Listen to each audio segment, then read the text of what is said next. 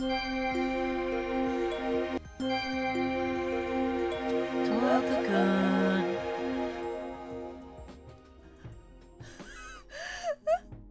Hi. Don't, you didn't see that. You didn't see me click on the wrong screen before this. You really didn't. I promise you really didn't see that. That didn't happen. That's insane. Whoa, that was that. I didn't see that. That's insane. What? Hi. Hi. How are all of you? Hi. Did you enjoy the song? Hi. Let's get down to business. Hi. How are you?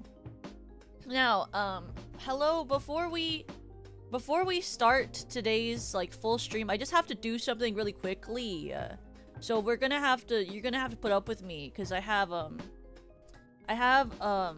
to knight some people into my background once I can figure out where the frick I put the PNGs for them. There we go.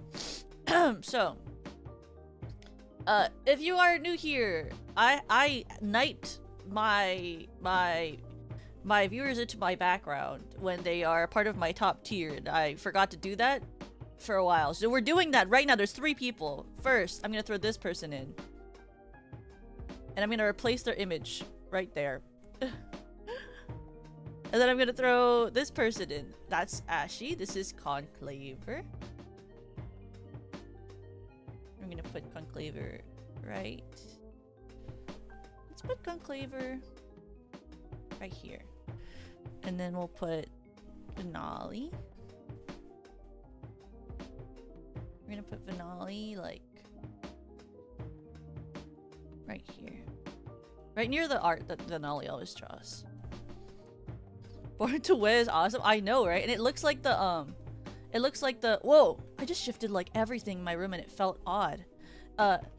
It looks like the cups. Do you guys remember those cups? Did you guys have those cups growing up? Do those cups still exist?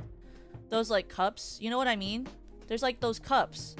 The cups with the waves. There's like, I don't know what makes them look like that. But hello everyone! Today we're talking about, so if you aren't aware, how long ago was the 13th of April? Well, how long ago was that? The 13th of April? Was that 1 week ago? Was that 2 weeks ago? Was that 4 weeks ago? Was that 5 years ago? Was that 20 years ago? That was like a week and a half ago? I forget. Almost 2 weeks? It was almost 2 weeks ago. I wrote, so for my birthday, if you know me, if you watch my content, if you're a fan of my stupidity, then if you're a fan of my stupidity, then you know I have this like incessant need to like do things. I'm not a bee, but I am busy. So I like to do things a lot. I'm a fan of doing the things, right? And I like to think of my in the most non-conceited way possible. I like to think of myself as a very ambitious person. I know some people, when like you say like you're an ambitious person, they're like, oh, that's conceited.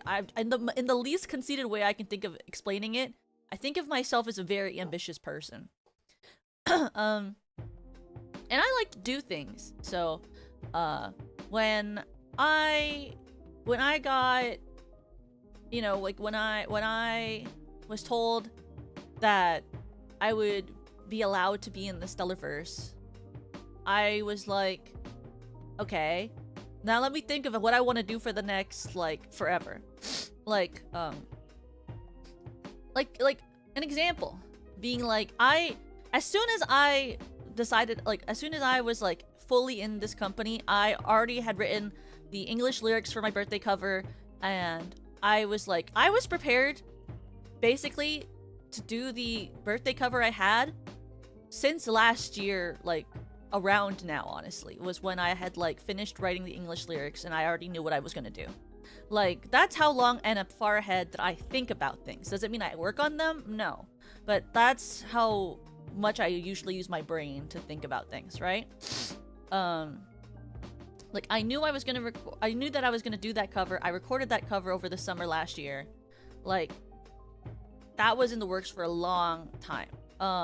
For this, like, some of you might be like, so why did you choose to do a musical? We'll get to that point. So, you might be thinking, I think some people asked a while back how long I've been working on this project, the Brunch.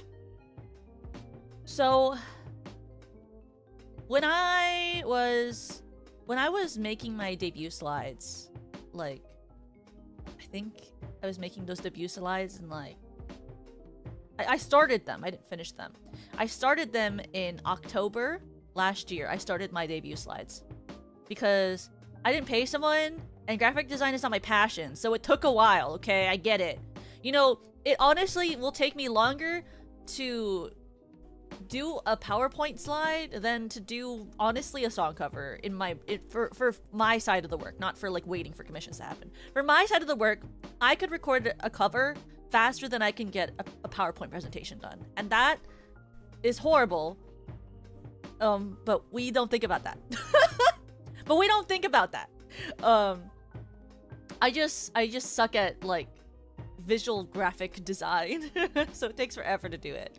But when I was making my debut slides and I was thinking about my goals, I knew I wanted to do a musical, and when I was talking to people about it, it's like, oh yeah, you know, like if you wanted to do a full original musical with like 3D, you'd have to wait for 3D, you'd have to have the ability to have like a studio, you'd have to like commission all of these original songs, you'd have to XYZ, and it's like, that is so much time, effort, money. I'm so impatient. I'm ridiculously impatient. Hi! I'm ridiculously impatient. I know it doesn't seem that way. Hopefully. But I am impatient. I'm extremely impatient. And so I thought to myself, what can I do to possibly make this project faster, but a little bit easier to accomplish? You know, because sure, that can be like a big goal of mine, to have like a 3D original musical. That's like a huge goal of mine. But like, that's the type of goal you work on for years, that you wait for things to happen, you work towards the goal, you have to plan that long term. I was like, what can I do in the short term to achieve parts of my goal in a realistic way? Right? I took that in my head and I was like, what can I do to condense this thing that I really want, to make it a feasible task, you know? And so I was like trying to think through it, and I was like, well, like, I don't know if you guys know this song, but there's a popular song by Oyster Project called Alice in Musicland. I don't know if any of you guys know that song. It's a song called Alice in Musicland. There's a lot of amazing covers of it on YouTube.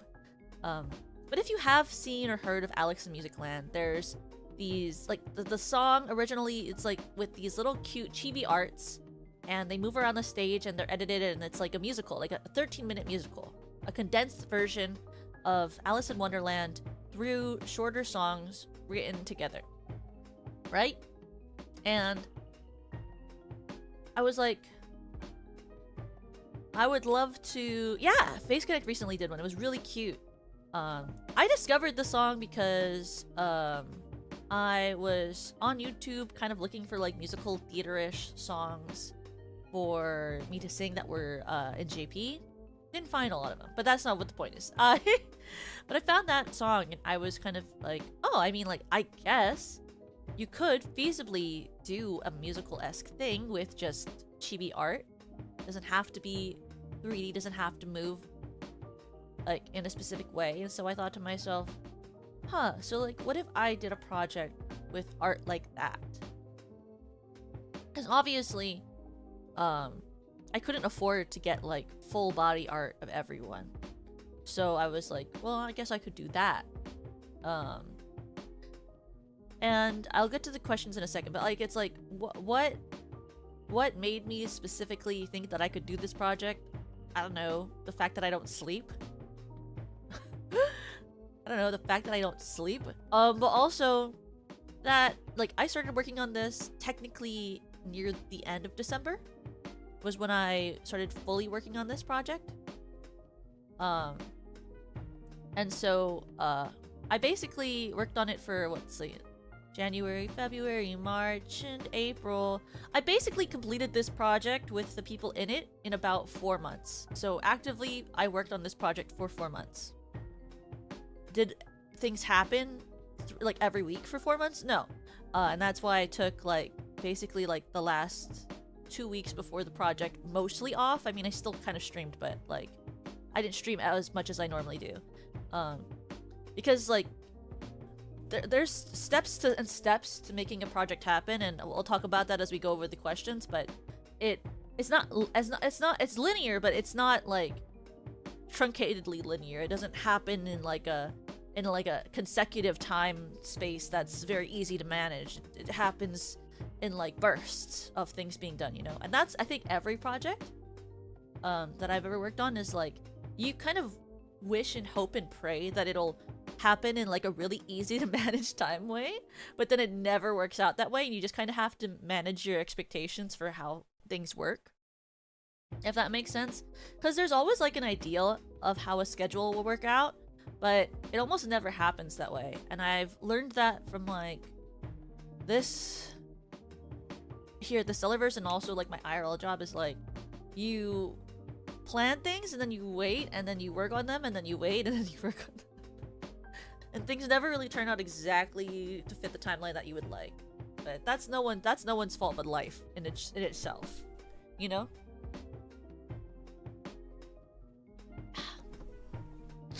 Sorry. I haven't had enough caffeine today, so I'm like drinking a Celsius while we talk. I didn't have enough caffeine yet. Sorry, I don't know if you can tell. I'm like still tired. I haven't finished my Celsius. I don't have enough caffeine in my bloodstream yet. Sorry, haven't shoved enough caffeine into my veins yet. It's gonna happen.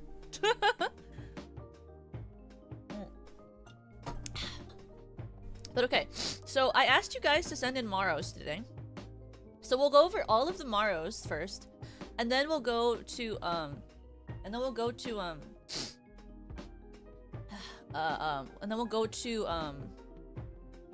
the part where I'll ask you guys questions, and if there's anything else I want to talk about, like after the questions, we'll also go over each of the arts, and I'll talk about the process of getting the arts, and I'll talk about the like basic process of like how I did it in general, and how I would recommend you do it in general based on what I did, and what, like, I guess my thoughts are on completing a project like this in VTubing, because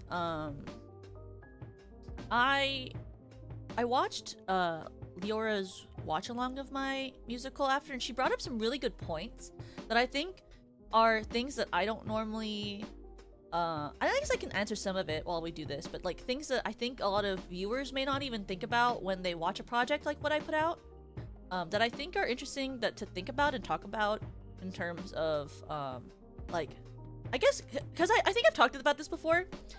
And this is why I always go into things like this, even if not everyone finds it interesting, because I find it interesting. And as I've told you all the time, I do what I want to do. Within reason, obviously, because I do work for a company. But, like, I do what I want to do in terms of, like, I like to talk about things that I'm passionate about. And if you're not interested, that's fine. It doesn't bother me. But it's, like, I just like I like to analyze things. I like to think about what they do and how they work. And I find those are the things that I find interesting, if that makes sense. So it's like, I don't know, like, if you don't find it interesting, then that's like, that's fine. But let's answer the first Maro. And by the way, they're not gonna be answered in like order of who submitted them. They're gonna be answered in the order of which I think like will make sense for me to like answer in like a chronological order, if that makes sense. So this is gonna be the first one. Because otherwise I'll answer one and then you'll be like, why are you going backwards? You know what I mean? So this is the first Maro that we have. This one is Wah! This one is Wah! Hello! What made you pick The Breakfast Club to adapt into the musical? Thank you in advance. Thank you! But, so that's actually a really good question because so I was when I was watching Leora's watch along of my stream, she was like, Toka must really like love The Breakfast Club to have put this much work and effort into adapting it. I'll be really honest, I don't even really like The Breakfast Club as a movie. I watched it once when I was younger because I watched Pitch Perfect, and if you've watched Pitch Perfect, you know that The Breakfast Club is like a plot point in Pitch Perfect.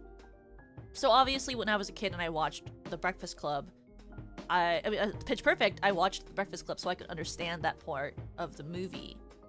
And I didn't really care for the movie. I in fact found it kind of boring. And I still, like, I rewatched it, obviously.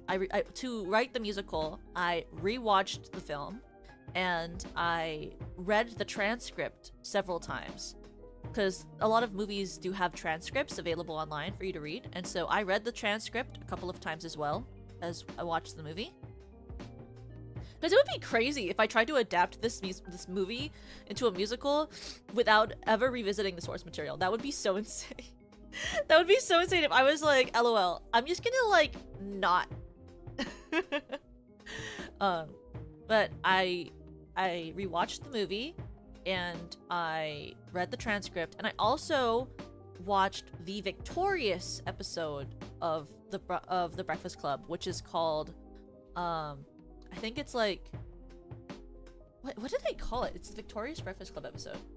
Victorious The Breakfast Bunch. That's right, it's the Breakfast Bunch. They called it the Breakfast Bunch. So I also rewatched the victorious episode, The Breakfast Bunch. And I'll explain why in a second. But I picked it because so when you think about things that you want to adapt, I guess this is when I'll talk about like I guess I'll mention one of Leora's points here that I wanted to talk about as well, is that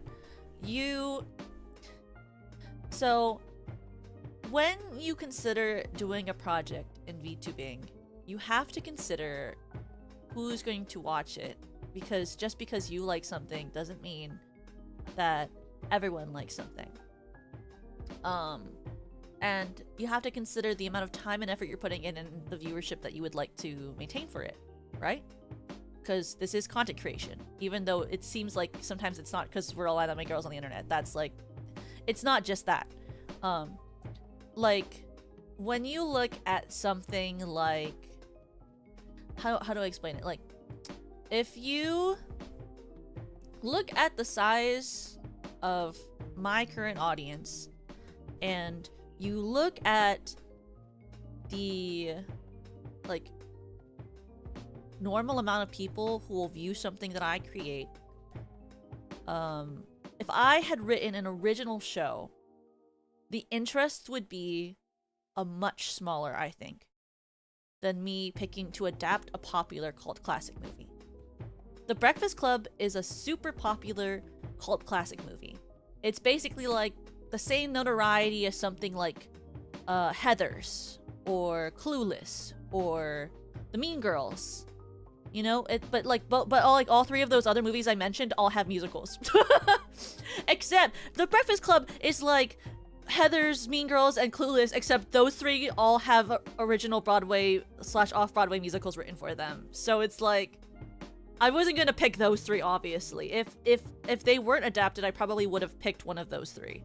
Because I would have picked either Heathers or Mean Girls because I like those movies. But like, it's like you have to consider the market you're showing this to, right?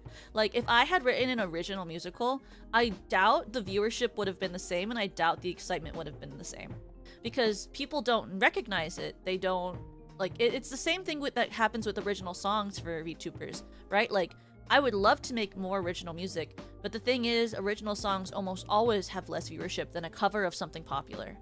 And like, if you're going to pay for things yourself, and if you're using things to like help get your name out, picking something that has more view, that will get a bigger audience, is really important, especially for the amount of money and time you're going to put into it. Because like a project like the Brunch was something that I spearheaded, that I paid for myself. Like this wasn't covered by the company. I paid for the assets to make this musical. I mixed most of it myself. I edited it almost entirely by myself. Like, I think I spent more than 100 hours working on this project. And if I was to do that and make it an original musical, the fact of the matter is probably not that many people would have seen it. And you have to consider that when it comes to your sanity and the time you're spending on a project. You know? Like, it's like the give and take of creating content. I mean, I'm also sure that many people who choose to make, like, adaptions of famous shows for the theater also would probably prefer to write an original, but they know that in a market like theater or Broadway or content creation, you sort of have to, you have a bigger chance for success with a known IP than something that is new and has never been heard of before. You know? Like, a part of what made shows like original musicals like Dear Evan Hansen pop off is because of the content of that show, not that the IP is particularly like was particularly well known, and it was in workshop for years, so it built a cult audience before it was released on the Broadway stage. Like, you have to consider that when you pick what you do.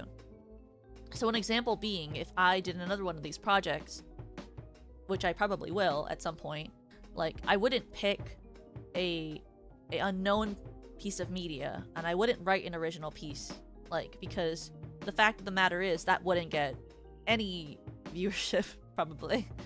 And like, you spend a lot of money. I mean, I guess to me it's a lot of money. I'm sure for people who are very rich, they'd be like, Toka, just spend more money. But like, you know, like, if you don't have a lot of money to spend, you kind of have to work with what you can make, you know? Like, because like, ideally I wouldn't have to spend hours upon hours editing the whole thing myself. Like, it was, the musical was an hour long. Like, and I have like some After Effects skills, but I don't have like the most After Effects skills in the world. In fact, most people would probably tell me to edit this in Premiere Pro, but I don't use Premiere Pro, so I edited it in After Effects, which is insane, and I know that. But like, I spent like so much time editing it, and it's like, because like, you know, I can't afford to pay someone to edit an hour-long video for me. Like, most people, to commission someone for like a video, they charge by the minute, and it's pretty high, the rate, which is makes sense. It's a lot of work. I would never say that you shouldn't charge that much per minute of editing. That is normal, and that's good. Honestly, people should probably charge more, but like, the amount of money I'd have to pay to have someone edit something like this for me is kind of like, I don't have that money in my savings account. I don't have that type of money in my savings account. So like, you know, you kind of have to do things yourself. And that's part of, I guess, you know, what's cool and what makes you feel fulfilled by this sort of thing. But also is like what you have to consider when you choose to make a project like this, you know?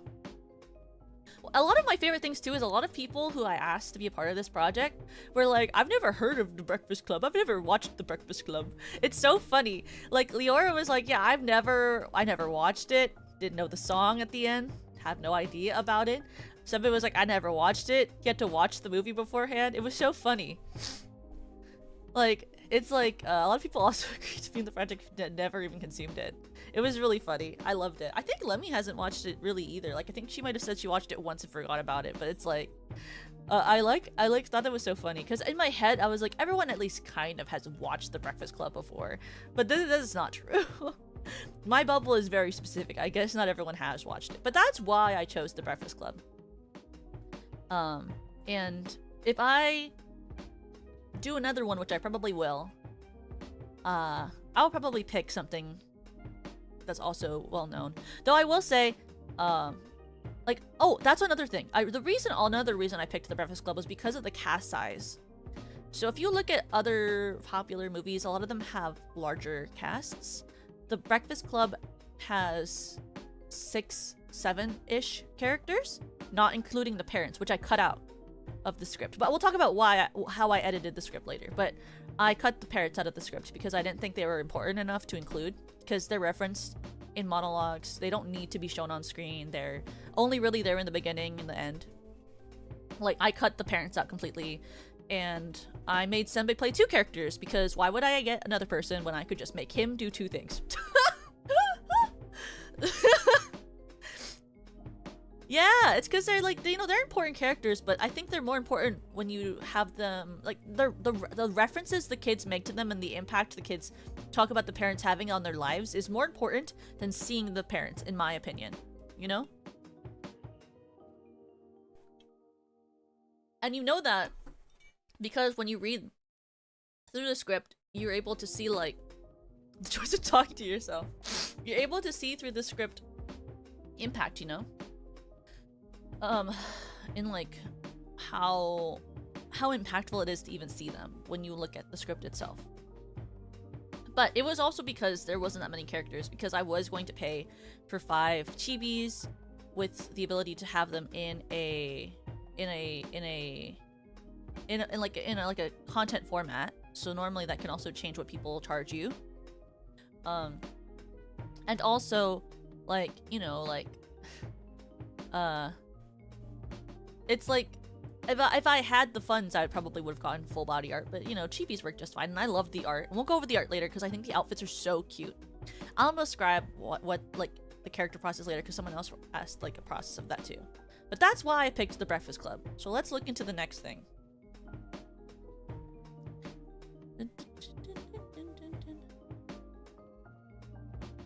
Okay, here's the next one.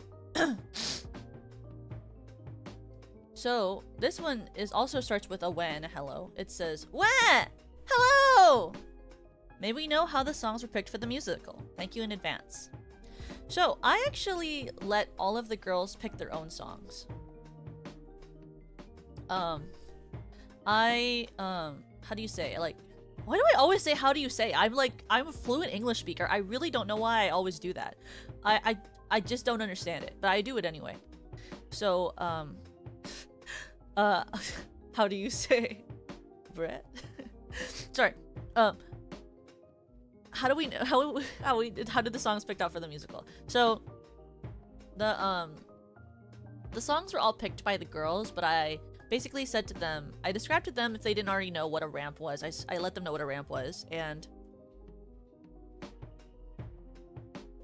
the main guidelines I kind of asked for was that there be a karaoke track, and that the karaoke track didn't, like, make the piece of media have trouble.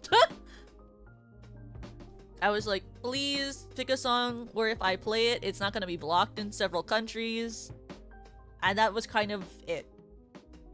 But I did like have like, so, I mean, I won't show the document, but in the script, I did write like minor character backstories for all of the characters that were like, I focused more on the feelings of the characters because I felt like the backstory itself was something that they could edit for however they wanted to feel, but I wrote like a very in-depth, when I was in school, I called it a here and now. And a here and now, for me, is how I call it, is like, it is a document, character sheet document that you write, where you write about where the character is and how they feel right now and how they got there. So I wrote like a pretty in-depth here and now for each of the characters so that the girls could understand the emotional arc I wanted the characters to have, why the characters felt that way. And to sort of help them pick a song that helps them express those things, you know? So like, here, I'll read mine actually. That might help explain it. for why I picked my song. Let me get that.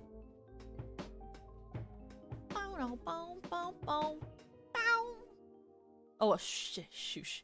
I was like, I thought I was about to like jam out and going like the bow, bow, bow, bow, bow, but I started singing at the end of the song. So I'll read what I wrote for myself. I wrote, Toka-kun, the punk, Clara T. Fender, an unwanted new god thrown down to be raised by peasant demons who have always blamed her for all of the problems they encounter. Clara has always been on the edge of the knife, filled with restless energy and passionate hate for the world she lives in. She has always longed to be seen as more than her circumstances, while still being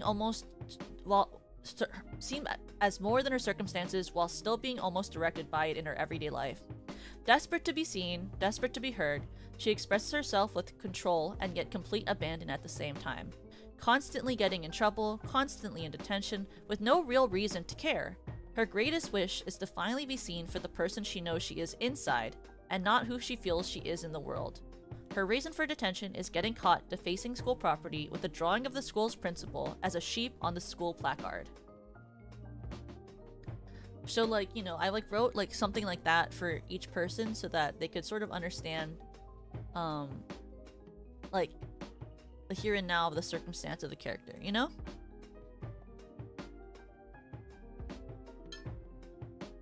Because I thought it would help with that sort of thing. We're searching for songs. My favorite thing though was like, I remember when Leora sang that song from High School Musical 3. What is it called? Scream. I was about to say Cry. I was like, no, it's not called Cry. It's called Scream. Leora came to me and she was like, Toka, I have a question. Is it okay if I like sing Scream from High School Musical 3? And I was like, yar.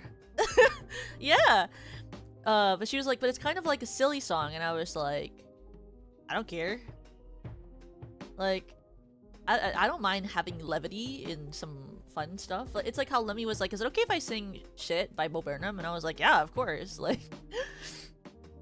why would I care? Like, just, I don't mind having comedy. It's a comedy. It's a comedy. The piece is considered a teen comedy. So, well, it's a dramedy, but it's like, you know, like it's a dramatic comedy. Like, we can have funny songs.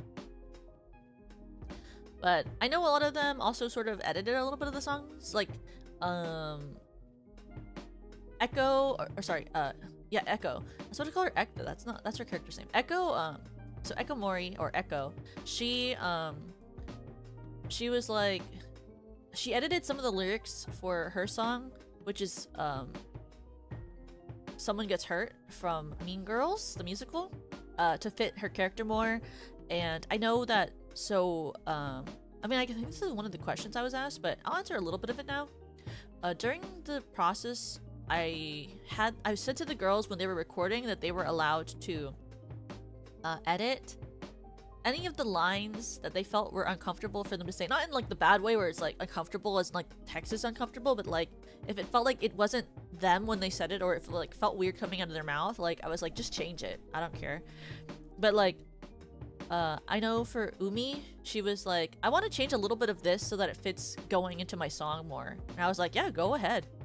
So it's like, there was also some editing of like stuff to make sure that the songs fit as well too.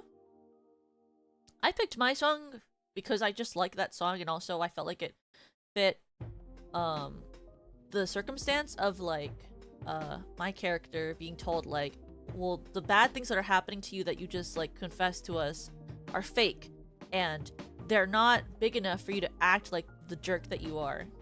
And so I was like, I think this fits that sort of feeling. It's like, I have problems and they're not little problems, and you might not understand them because you're so high and mighty on your horse, but that's how I feel, you know? And that's how I felt. I felt that would fit the character really well. Let's see, what's the next one? And one of these questions is like super long, and when I bring it on screen, it's gonna be so funny. Let's see.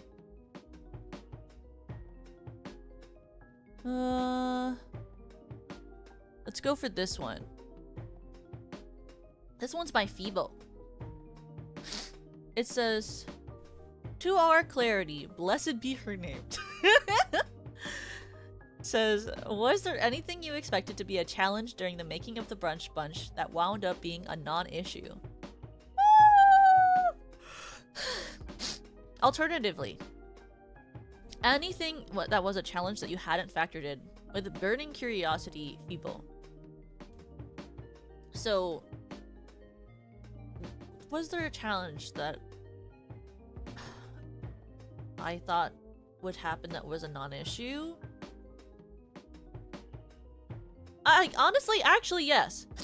I was worried there'd have to be a lot of retakes for the lines, and there was no retakes that I had to ask for. I only had to ask some people for lines that they forgot to record, probably because I didn't format the document well enough. I have a penchant for a certain type of font, and I know, and it's not Comic Sans, by the way. I have a penchant for a certain font that I like to use in all of my documents, and I know that it's not the best readability. I mean, it is readable, but it's not like Arial, you know, because they say that the most readable font is a Simple Sans font, but I prefer not that. So, but like, those were all I had to do was like ask for some missing lines, but I never had to ask for retakes, and I thought that retakes were gonna have to be an issue. I genuinely thought retakes were gonna be an issue, and they never became an issue.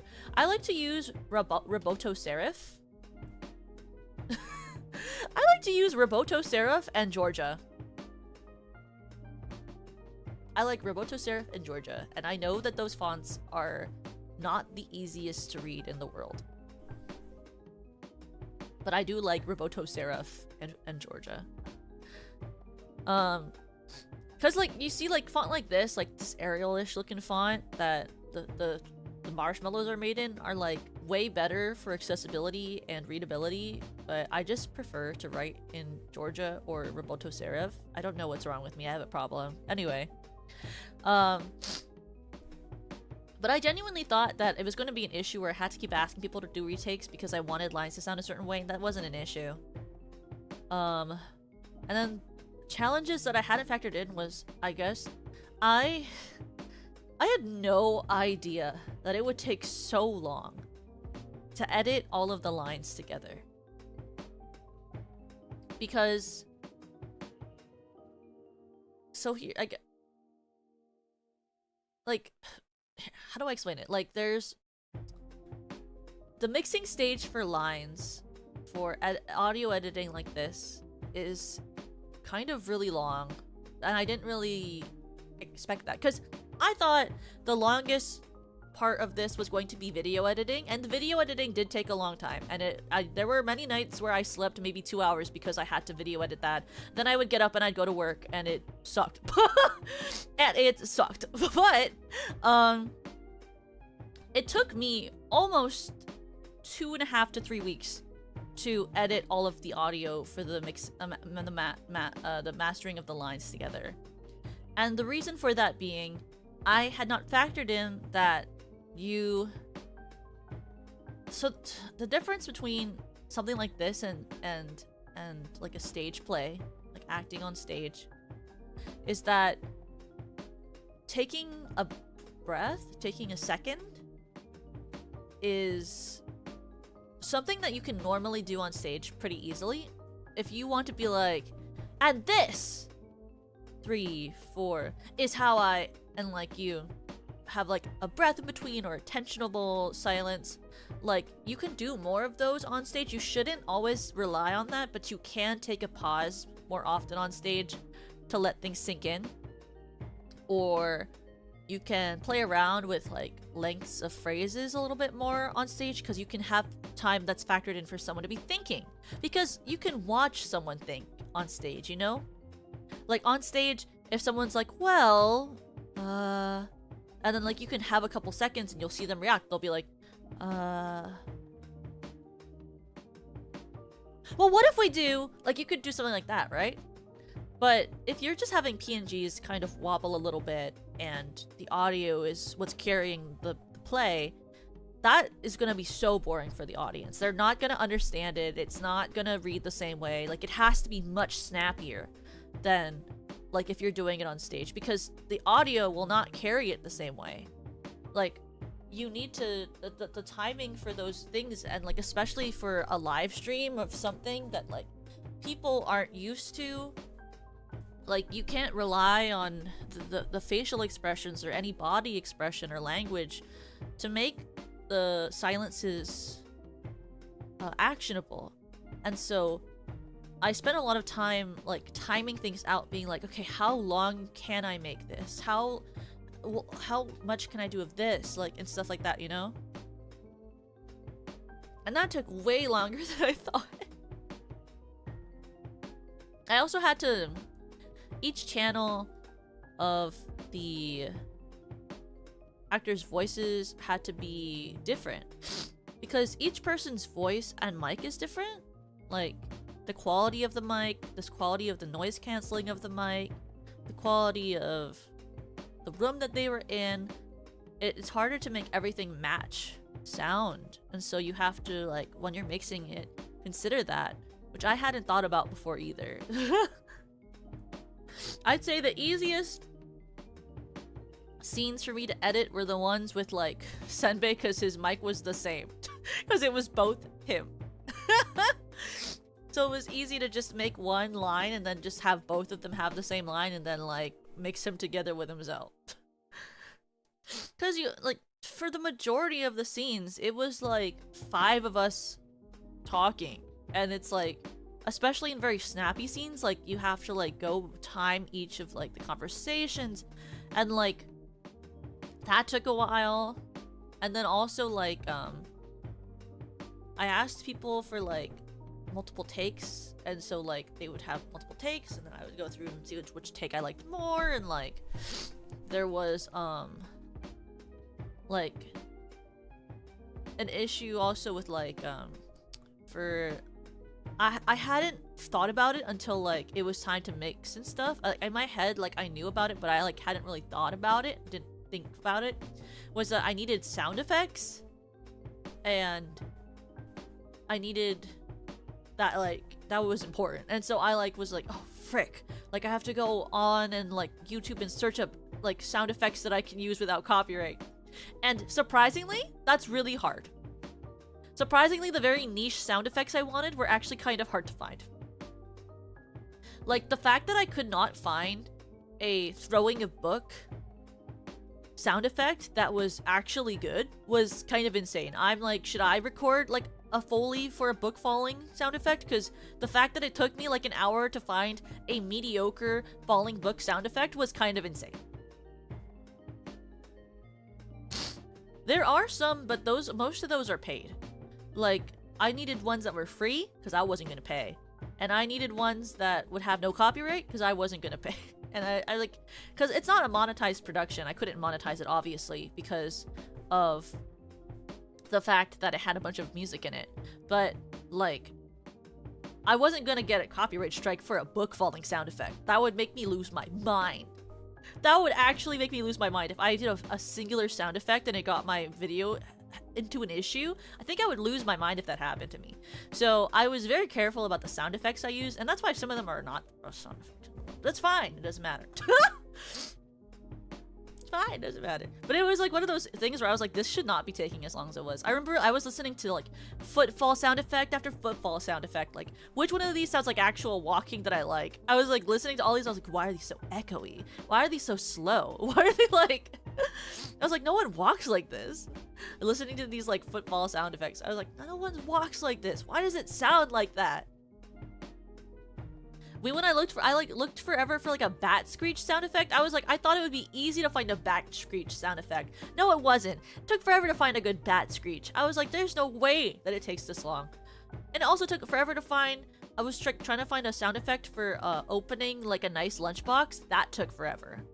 I also had to look for like a good like paper bag opening crunching sound effect. That took forever. I was like, it should not take this long to find a freaking SFX.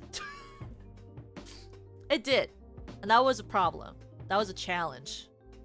I was like, this should be the least challenging of everything. And it was a challenge. I was like, whatever. It was so annoying, but it's fine. I was like, I need to pick a show that doesn't have any sound effects next time. Because I was like, I don't know if anyone would care or like even notice this, but I would care and notice this. And that's one of those moments where Senpai would be like, well, Toka, doesn't matter, because no one's gonna notice it. And I'd be like, I would notice it! And he'd be like, well, that doesn't really matter. And I'd be like, what? Well, I will remember. I'm never even gonna watch the show again, and I will remember. I don't like to watch things that have me in it. It makes me feel awkward.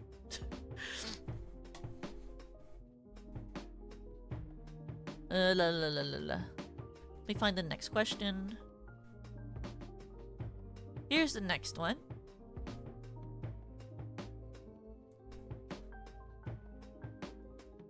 Here is this tall one, and if you think this is tall, this is not that tall. There's another one that goes, wah! Hello. What was the biggest challenge and or issue that happened in the production of the musical? What were these expect problems for the project, or were they more of a surprise? Would you say had overcoming them given you better insight on similar projects you may do? Oh, thank you! Thank you to whoever submitted this, thank you. But so I talked about some of this, but also I'll say, so I wrote the script in about a month. I wrote the script in about a month. That was kind of a mistake. I wrote this script in about a month. Do I recommend doing that? No. In fact, I think you should probably give yourself at least 2 months to write something like this. Maybe 3 if you want to be really relaxed about it.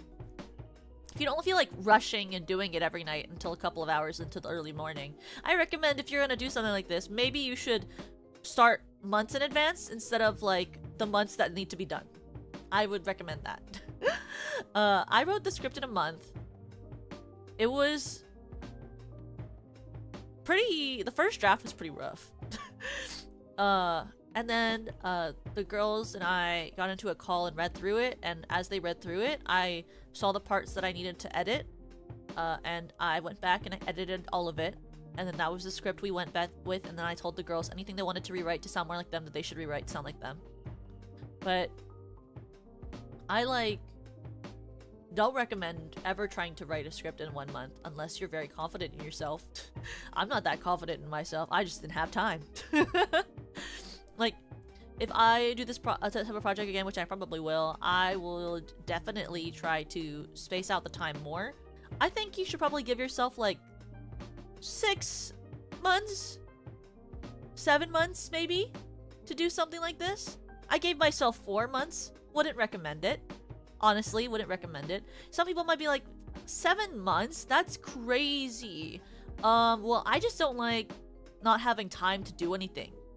So, I would do it in 7 months and space deadlines to be earlier for things. Like, I probably would ask for things to be turned in earlier so that I would have maybe 2 to 3 months to edit everything instead. Because, like, if you were to do a 7-month project like this instead of a 4-month project, the first 3 months could be creating the show, recording the show. The last 4 months or 3 months could be the editing process, right? Hi, Pachi! Hi, Pachi, welcome! But, like, if you're gonna do a project like this, I do recommend doing it over the maybe 6 months if you have less time, like 3 months to record and write, 3 months to edit, because editing takes a long time, and especially if you're doing it as like a one-person team. Especially if you're doing it as a one-person team, wouldn't recommend it. I wouldn't recommend it to try to rush edit something like this in about a month and a half. It wasn't fun. Wouldn't recommend. Would not recommend. Would not try to do again. Well, Pachi, I'm doing well. I hope you're doing well too.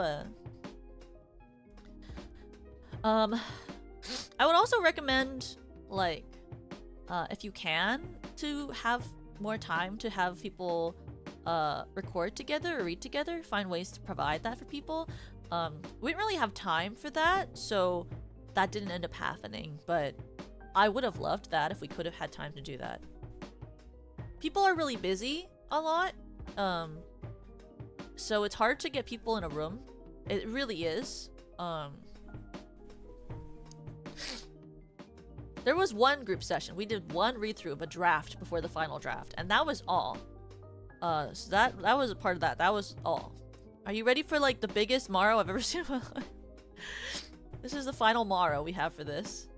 So let's see, you can look at this. Whoa. What's this Maro? Hey Maro. I can't even read this Maro anymore. Look how big that is. Look at this Maro. It's so freaking long. I love it. It's so funny. I like how big it is.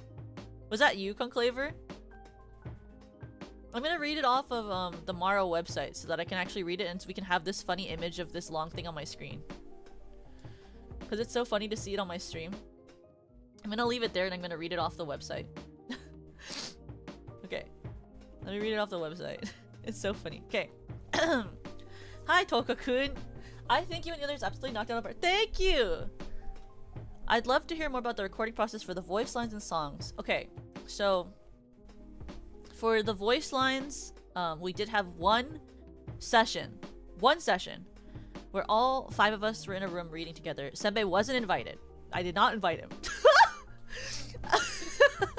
I did not invite him to the reading session. I don't think he would have come anyway. I think he would have been like, you guys will have more fun if you do it without me, or something like that. He was not invited anyway, but I'm sure he would have said something like that. But we did like one reading session with the first draft of the script, not even the final draft. And then I gave them a deadline of, I think, 3 weeks to record all of the lines. The song deadline was actually before like the script was finished. Because before the recordings were finished. Sorry. So the song deadlines were the week before the script deadline was done for like recording the script, not like writing the script. So they had an extra week to record their lines over the songs. The songs people just did themselves, and then they would send them to me, and they either mix it themselves or I mixed it. So like Umi and Echo, they recorded their own songs and then mixed them themselves, and I recorded my lines, and Lemmy recorded her lines, and Leora recorded her lines, and then I mixed the 3 of our stuff. I tuned time to mix and mastered all of those ones ourselves for those 3. And then everyone recorded their lines and I edited them over the course of early March. Early March was when I did all of that. I know for Umi, she waited until like there was a good portion of the lines finished so she could record with them, because that was just what made her more comfortable. But people like Echo and Lemmy and Leora, I believe, recorded without having listened to anyone's lines. I also recorded without listening to anyone's lines, but that's because I did my takes kind of more like how like a lot of voiceover people do it, which is like you say your line, you wait a couple seconds, and you record it again. But like not everyone listened, but some did. Like but I do know that Umi listened to people's lines when she was recording. How do you say? Like, how do I say? What do I mean? Why do I do that? What? I think it was kind of like crazy to me how even though we didn't record with each other or have a lot of people didn't have the ability to reference each other, that it still kind of sounded very natural. I was very surprised by that. I didn't think that would happen. I was thinking that I would have to ask for retakes to make things sound more natural, but that didn't end up happening, which was great. But I think I was lucky. I don't think that that's normally what will happen. I normally think people will be normally in a recording studio you will be asked for some retakes sometimes, probably a majority of times. So that's how that was. Like, I mean, like, I think I've talked about this before. I have done some voiceover-ish stuff for things in the past that are very small projects that people won't see because they were for educational things. But like, I would record, and then there'd be the people there who would be like giving me notes in live time for recording, and then like and then I would be called back into the studio a different day to record again, and they would ask for retakes. So it's like you could even like have people in the room with you giving you notes in real time, record things, and then still be asked to come back and do retakes later. So it's like, which, you know, that's not a problem because then you get paid for it. But it's like, you know, like, you don't just like normally get to not have to ask for retakes, which is great. It's great. It's not normal.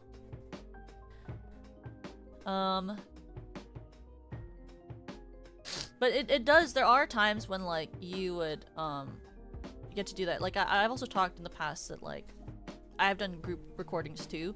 Like I was in a radio production in college. It's not online, but I don't even have like a recording of it, which I honestly, now that I talk about it, kind of wish that I had a recording of it, because then I could listen back to it and see how much better I've gotten over the years. But like I was in a radio play and we all recorded in the same room. So like there would be like a circle of mics and we would like record like in this circle together. And so we could react to each other, not just like vocally, but like with our bodies, like, and they'd be like, oh, Benvolio, 'twas something Shakespeare, Shakespeare, Shakespeare. And then, you know, I could be like, oh, Malvolio, Shakespeare, Shakespeare, Shakespeare. I wasn't even Malvolio. I don't know why I picked Benvolio and Malvolio. I wasn't even that character. I don't know. But I don't remember. It's not even, they're not even from the play. They're not even from the same play. Doesn't matter. Like, but like, you know, if you're like in like a circle like that where you can see each other's bodies and like voice act together, it's fun because you can read off of each other, you can work together, you can be like talking to each other and like naturally see each other's eyes when you talk to each other, and it's very fun. But you know, obviously we're VTubers, so that doesn't happen. But obviously we're VTubers, so that does not happen.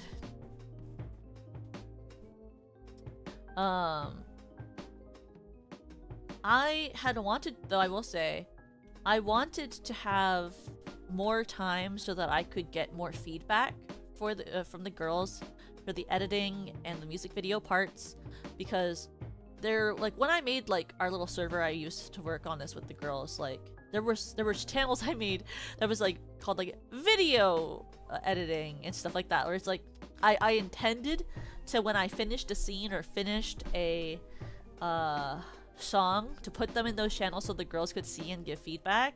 That never happened because of how short I was on time.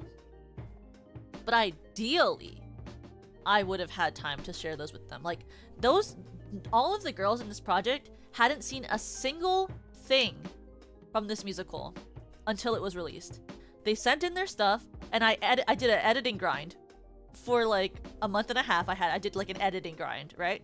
And then like it was released. Like I had no time to be like, hey, what do you think of this MV? What do you think of this thing? Like all they ever got was like me giving them drafts of the cover. I was like, here's the mix of the cover. And they didn't even get to see the MV because I didn't have time to send them the MV. I was like, this is just the mix. They never got to see the MV. Like they like when they saw like when Leora saw like the video of her with the basketballs for Scream and stuff, like she had no idea I was like adding meme basketball images into it, you know? Like that wasn't something those people knew. I guess Lemmy knew about her shit MV because she made that one. Like the only video in the musical that I didn't edit other than the cover was Lemmy's cover of Shit, because she asked if she could video edit it and I was like, yeah, go ahead. Like everything else I edited myself, so it was like, you know? That's true. Their reactions to the premiere are genuine. They had no idea what it would look like. Honestly, it could have looked like stick drawings on a screen. They wouldn't know. Could have looked like stick drawings on a screen. They wouldn't know. They wouldn't have any reason or ability to find out, because they wouldn't have seen it. But they all seemed very happy with they all seemed very happy with the end product of it. So that was good.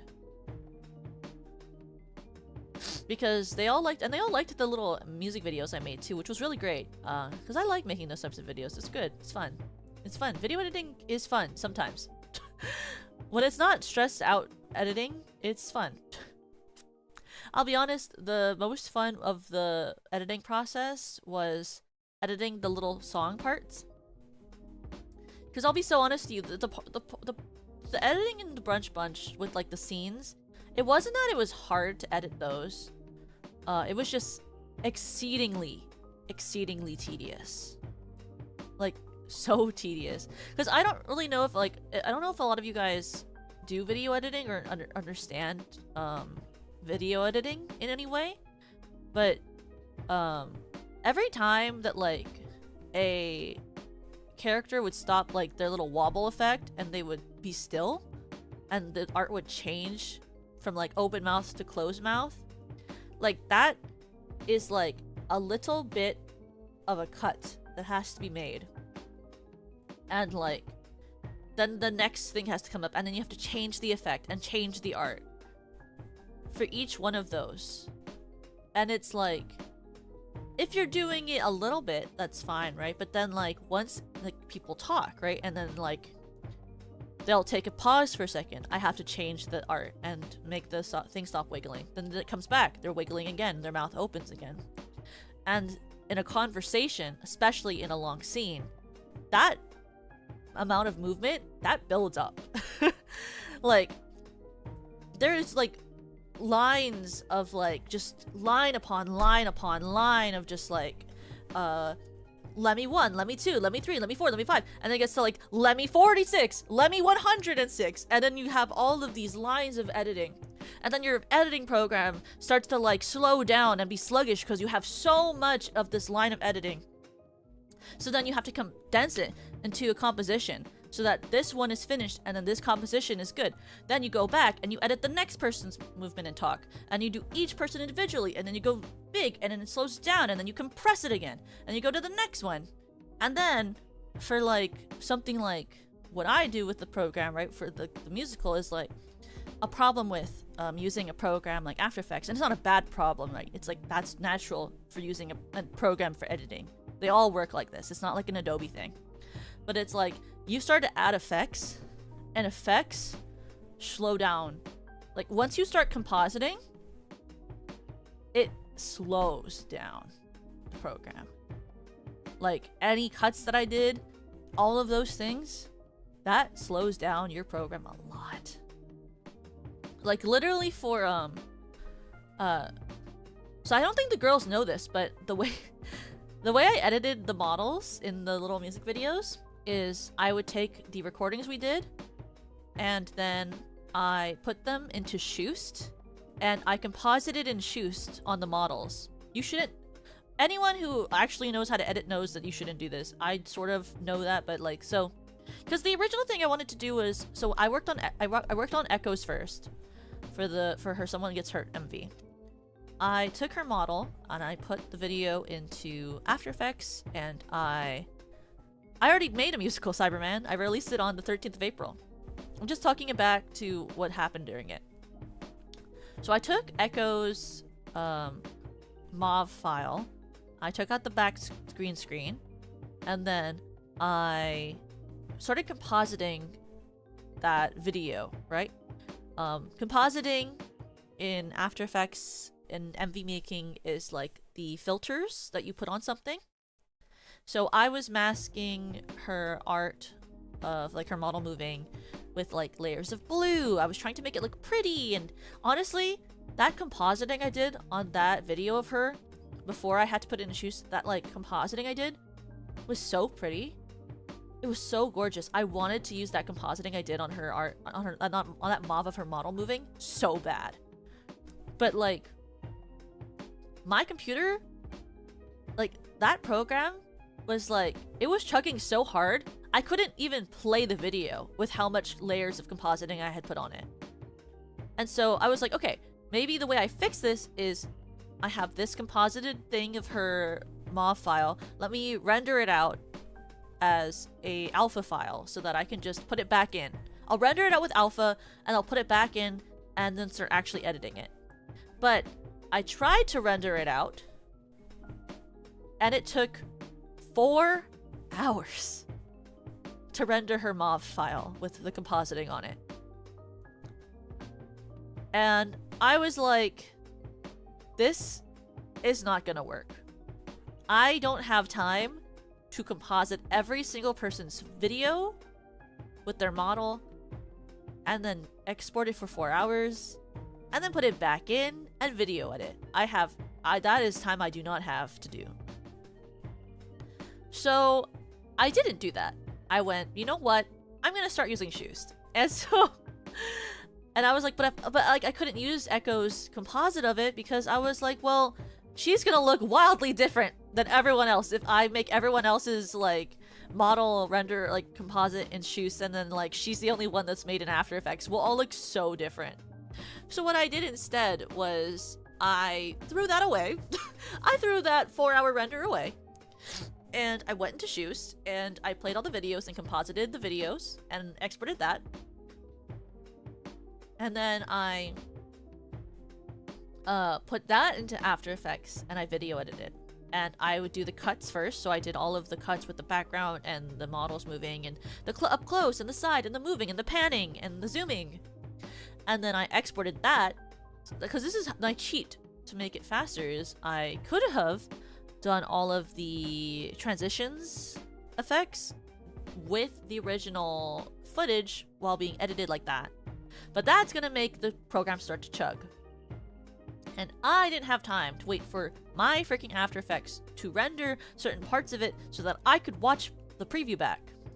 So I exported after doing all of the rough cuts and then put it back into After Effects, rendered like that. And then I put all of the effects between those things so that it would take less time and it would chug less on my computer.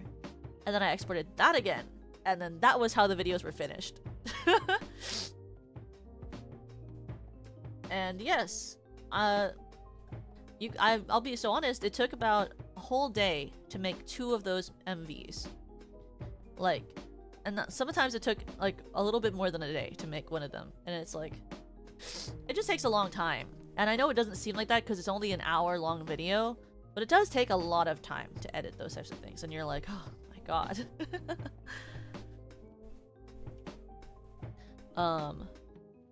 And when you say like how early on were people cast in their respective roles, I'll say like I had known I wanted to work with certain people for a really long time. So when I came up with the idea, the first person I asked to be in it was Lemmy, because I knew as soon as I chose the Breakfast Club, I was like, well, Lemmy's perfect for this role of the nerd character. I was like, Lemmy is so charming and cute, and I think she's perfect for this. And then I remember I reached out to Echo, because Echo was someone that I looked up to vocally for a really long time, and I thought she was so cool, and I was like, hello, will you please be in this with me? Because basically like a week or so before before I asked her to be in the musical, I had seen that she did a karaoke of the Wizard of Oz. Oh, sorry, of Wicked. Why did I say the Wizard of Oz? She did karaoke of the Wizard of Wicked, where she played like all the roles and sang all the songs, and I was like, oh my god, I love theater kids. So I asked her if she wanted to be in the production, and she said yes, thankfully, which was very kind of her because she did not know me. Like her and Leora did not know me before I asked them. Like, we had never talked before. I just looked up to them. Like, Leora knows this, and she talked about it on her stream, and I guess I've talked about it before, but Leora was one of the first VTubers I ever watched. Like, ever. Like, I've watched Leora from like a little bit after her debut, actually. Like, I've been a fan of Leora for a really long time. She called me a gal curie. It's kind of funny. Because I I remember when I was mixing her a song and I gave it back to her, she was like, oh, you could add a little bit more tuning to it and maybe add a little bit more reverb and stuff. And I was like, oh, okay. Because I was like, I remember in your talkback stream for your Overdose cover, you said that you prefer when mixing for your voice sounds a little bit more natural and less processed. And she was like, you remember that? That was like almost 2 years ago. And I was like, yeah, I remember that. Like, I have always been a fan of Leora and her covers and her streams and her music and her performances in the VN Universe shorts and stuff like that. So being able to work with Leora was like a really big dream of mine, and I was really happy that she was so kind and willing to work with me. It was like really amazing getting to work with her because I had looked up to her for so long.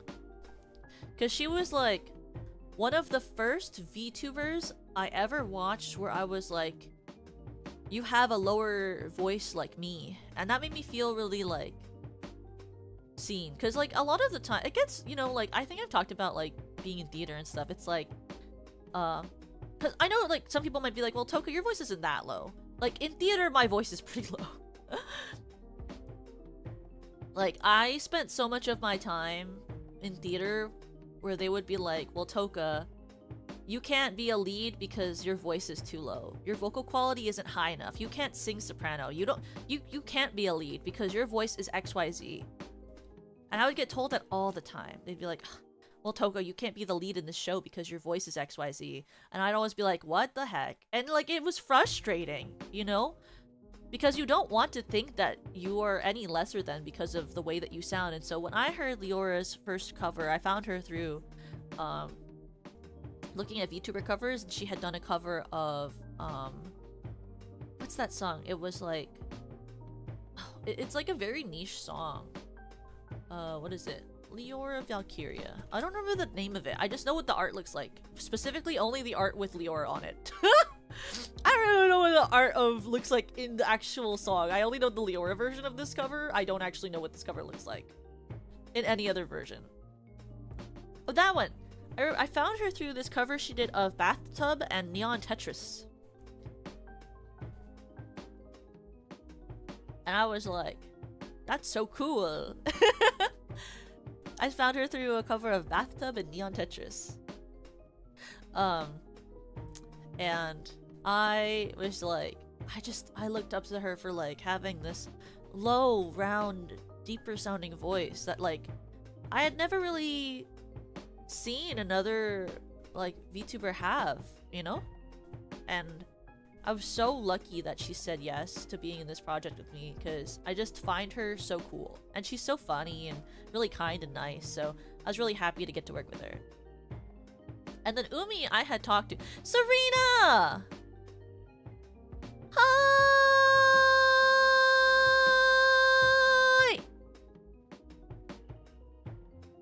Serena! Hi!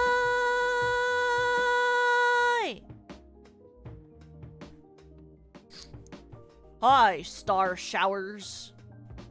When the star falls, then it crumbles.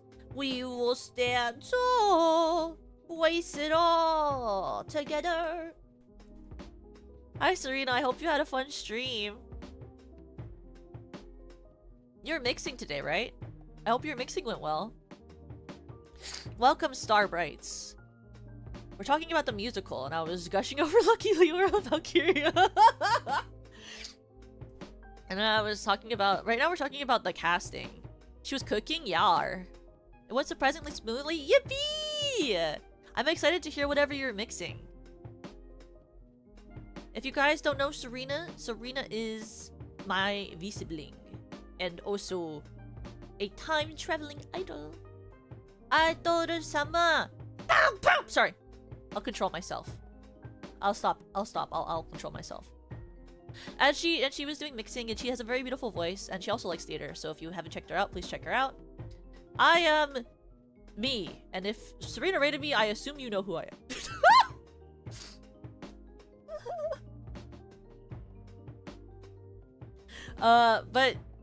We were talking about, I was talking about how, so I invited Umi. I found Umi by, like, once randomly, I think Umi just mentioned something on her timeline about Glee, and then I cold DM'd her, which is crazy. Now that I think back to it, but just something about like Glee or something, and then I was like, "Hi, I love Glee."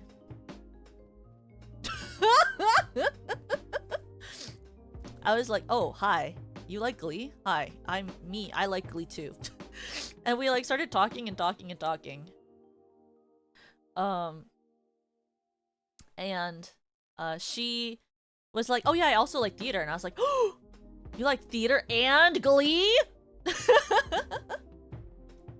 And we started talking, and she actually knows like a lot about musical theater, and she like knew all of them. She knows like every time I bring up like a quote-unquote niche musical, she always knows it. So it's like amazing because we can talk about like a bunch of things. Like I remember once I was talking to her about Ghost Quartet, which is a very niche musical written by the person who wrote Natasha Pierre in the Comet of something whatever numbers. Like it's crazy, like she knows like all this stuff, and it's really fun to talk to her about theater. And she like made the playbill for the event too. She's very sweet and funny, and I love her voice, and I wish I could steal it and put it into my body and eat it because it's very nummy. Is that weird? Sorry, Akadin. But I asked her to be the character, and she was like, "Yeah." She was so easy to convince. There's like some of them was like, they're like, "Are you sure?" Like XYZ, like. How does this work? And then like, but I was like, "Umi, do you want to be in my musical?" And she was like, "Yeah." And I was like, "Oh my god, Pog." But it was great. And then they all were able to be a part of it, which was really wonderful because I was worried that I would have a hard time finding people to be in it, and basically everyone I asked said yes, so that was great.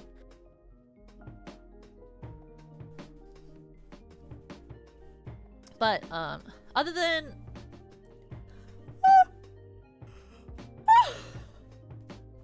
once everyone got in, I just immediately started writing the script. It took like a month. Next time it'll take 2 months, I think. I'll take 2 months for it. Because then I don't have to worry so much. And then, no major changes were made during the process of it. It was mostly just, God, making sure it came out on time. It was mostly just making sure it came out on time. I was really worried I wouldn't be able to finish it in time, I'll be so honest. It takes a lot of time, like, to edit, and it takes a lot of, like, there is a reason that I don't, like, so if you were here from the beginning, you'll notice that my first short was me singing a acapella version of, Let Us Adore You from Steven Universe. And you'll notice that there's text movement on the screen. I did that myself. I video edited that myself. I also mixed it myself, but I video edited it myself. That took 3-ish hours. Like video editing takes a lot of time. Especially with text. Text movement freaking sucks. Text movement sucks so much. I hate text movement. It makes me so like tired. It's so like tedious. I hate tedious things. It's like an issue I have. I don't mind doing things that aren't very tedious. I don't find mixing to be very tedious, so I don't mind mixing things, but like video editing with like lyrics on the screen is so tedious. Makes me want to pull my hair out. So I try to minimize the amount of that I do, and that's why you don't see my shorts with video like text movement. And I just have me sing. And if you see like text movement on like a really nice, if you see really good like motion graphics on the text for a short I've done, you can check my credits, and it's always a template that I've taken from someone else and used on my thing, because I'm not doing that myself. That's crazy. Like I know how to use After Effects, but I don't like to use After Effects if I really don't have to. Like, in my ideal world, no one has to use After Effects. I don't think I've ever talked to someone who's, like, in love with After Effects. Like, and it's fine. Like, it's a good program. If Adobe wants to sponsor me, I'll take. I'm just joking. But, like, you know, like, it's a very tedious thing to edit. And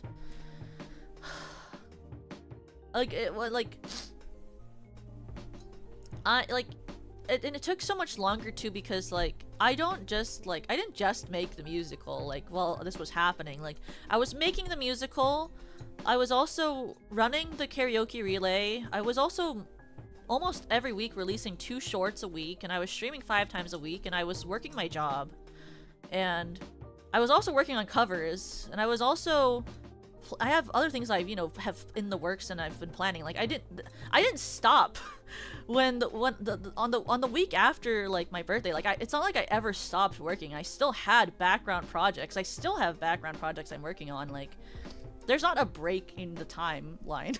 You don't like get to take a break off. Like, it's like it took forever, and it feels like it took forever. It feels like it took years to make this happen with how much was happening.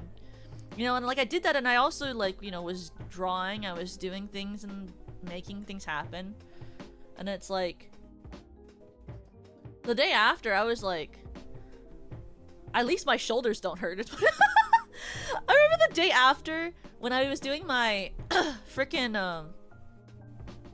when I was doing my birthday donathon like reward spins stream. And I was like walking my dog that morning. I was so happy I took the day off of work. I was like, oh my god, I'm so happy I took the day off work. I was like walking my dog and I was like looking at the sunlight. I was like, oh my god, it's finally over. Because the weight on my shoulders just like felt so much lighter. Like I was still stressed because I don't think I'm ever not stressed. I told Senbei that and he was like, maybe you need help. And I was like, I guess so. I was like, I finished those 2 projects plus the cover plus the birthday event, and I was like, I felt like a giant like tenseness leave my shoulders. Because I'm one of those people who holds like a lot of tension in my shoulders and my jaw. Like I clench my jaw a lot. My shoulders are always really tense. I have to remind myself all the time to like relax my body.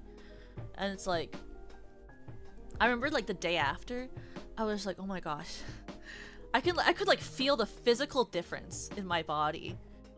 It was crazy. I was like, I could feel like how much lighter. Like I'm still like, I could still feel the tenseness in the rest of my body, but I could like feel the physical difference in like how my shoulders felt, how my jaw felt. It was like the first day I woke up and I didn't have any jaw pain because I wasn't clenching my jaw all night.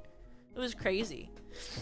That's just what happens, I guess, when you get older, and then you have like, I'm not old, but when you get a little bit older, I'm not old, but like, when you get a little bit older, and you,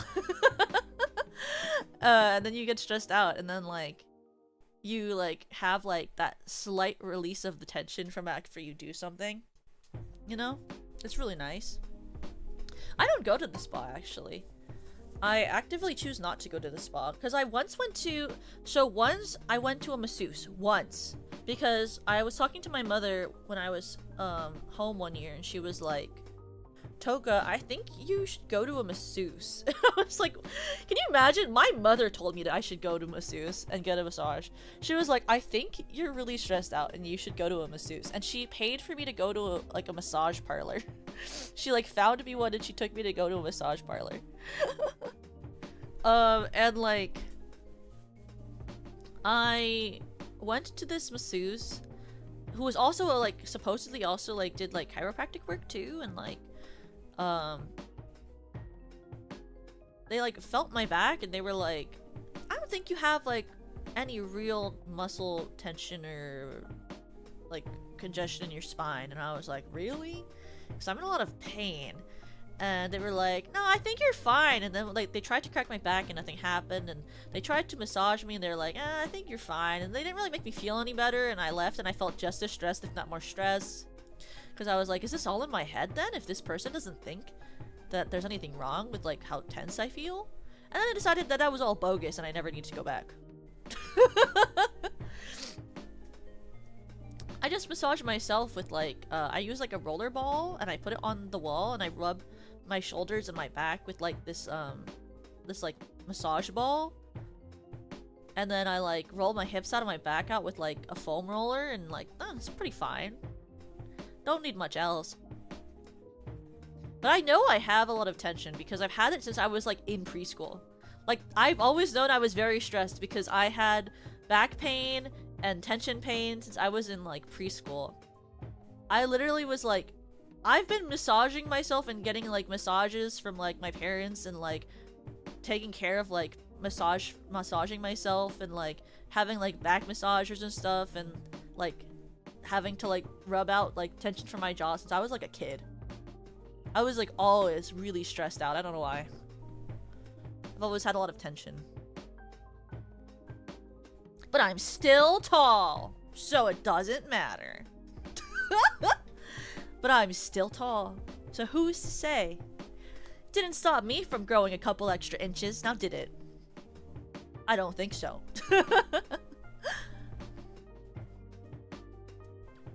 But what was I going to talk about other than that? I'm thinking, I'm using my brain, can you tell? Oh! I was gonna... You know, I need to download that to my model, by the way. I bought an asset that looks like the loading symbol, and like, it's like a pay for asset that you can add to your model as a toggle. I bought a toggle that is like the loading bar, and I've had it for months and I've never added it to my VTS, but I could use it at any time and I just choose not to because I'm silly and I keep forgetting to download it. But I actually have one that looks just like that emote, where it just would, like, every time I think I could just have it playing and it'd just be like an animation of my model going.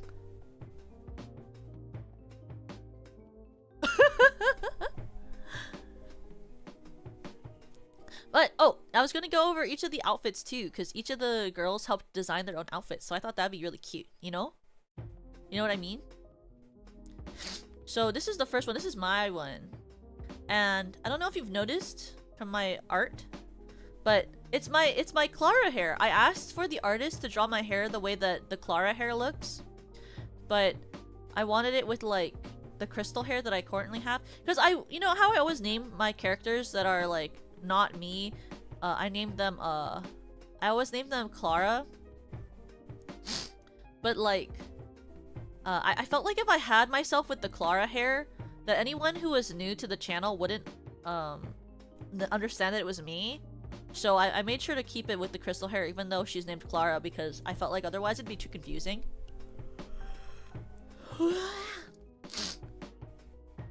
But the design for but look, she has a ponytail, which I like. But the way that the outfit looks is the outfit that I don't know if you ever saw this. I think some of the girls showed it during their debut slides. But Lemmy drew this full gen art of all of us with like punk girl outfits. And this is the outfit that Lemmy drew for me.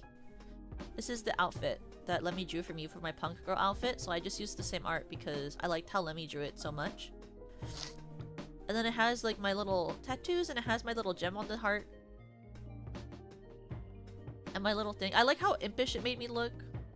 But I was like, growing up I always had like a, it didn't look just like this, but I had a plaid big jacket that I used to wear that was a gift from my Tokapa. It was one that he used to wear and then he gave it to me when I was growing up because I wanted like a baggy jacket.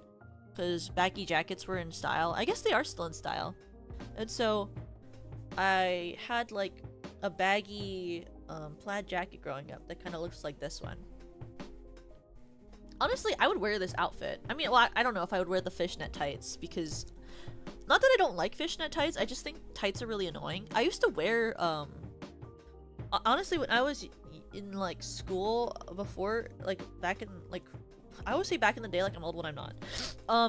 When I used to go to school, I used to wear these like sheer tights that had like floral pattern, like floral embroidery on them, or like not embroidery. You know, like the tights that are like they're sheer, but then they have like the flower pattern in them, but it's like they're like a part of the stocking. They're not like on top or like embedded into it. It's like there's like a sheer floral cutout-ish thingy in it. I used to wear those tights to school with like my like dark black, sometimes lacy skirts, and like my dark like, what do you call, like collared shirts.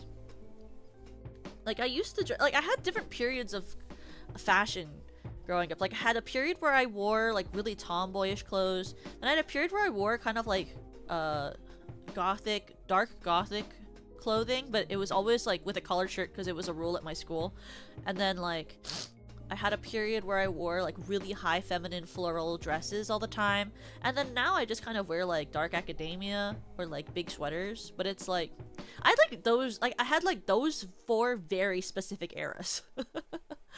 Those 4 very specific eras of my fashion. I don't know. I just couldn't pick one. But that like the outfit that I have in the show is very similar to like if you just changed those like tights or those fishnet stockings with like stockings with flowers or something, that would look just like something I would have worn when I was younger. Then we have the Lemmy outfit. She's so cute. Lenny Layton. Because like, so for the names, right, like some of the girls I came up with the names with and some of them came up with their own names. So like I came up with Clara T. Fender, obviously, because the character's name is John T. Bender, I think, for the Breakfast Club, I think.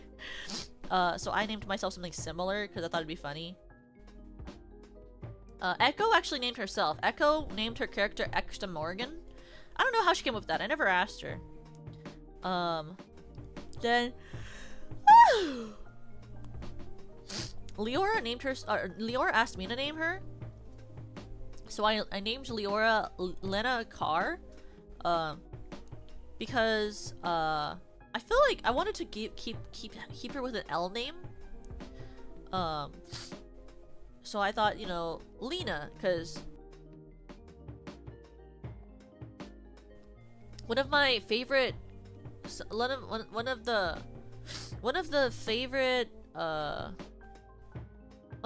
characters in media is Lena Luthor, in terms of like reading fanfiction, because I read a lot of Supercourt fanfiction.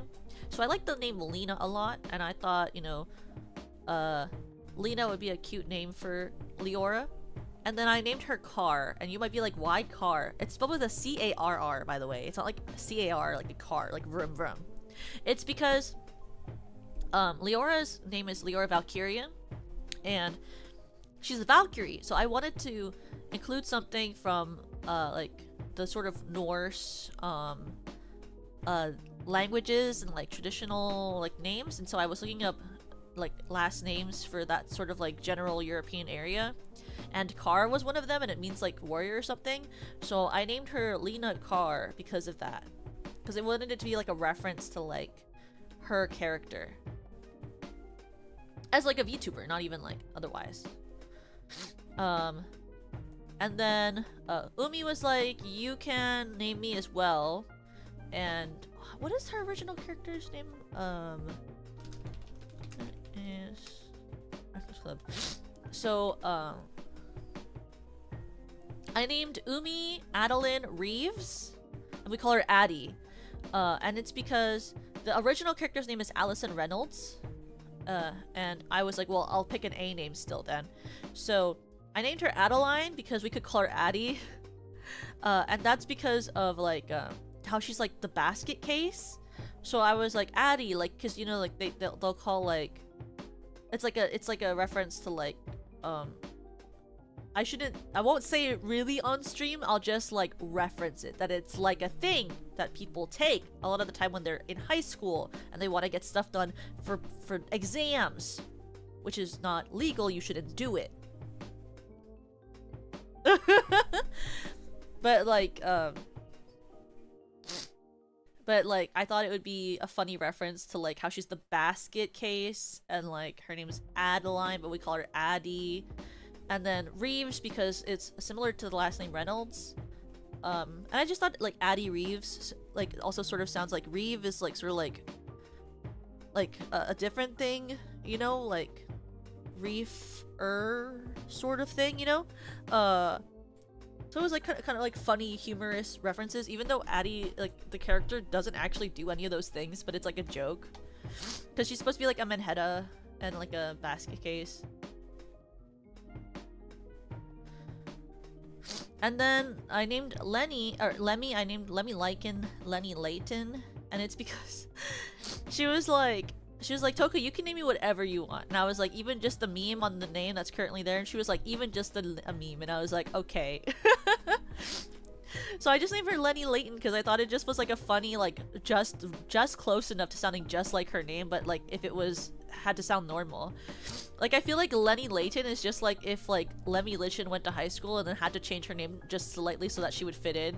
It's like she would just change her name to Lenny Layton. You know? So that's why Lemmy's name is Lemmy Layton. But I think her art is so cute. She was like, I was like, what do you want to have like for your outfit? And she was like, I don't know. Can I have what I have now? And I was like, well, we should probably change it a little bit if we're gonna get art of it. And she was like, I guess so. I can have a different colored sweater. And I was like, okay. So her outfit is literally just like, literally Lemmy's outfit, but with a green sweater. And like green sneakers. Which I think is so cute. She looks so cute. She's such a like cutie in the show too. She does all of her lines so cute. And then we have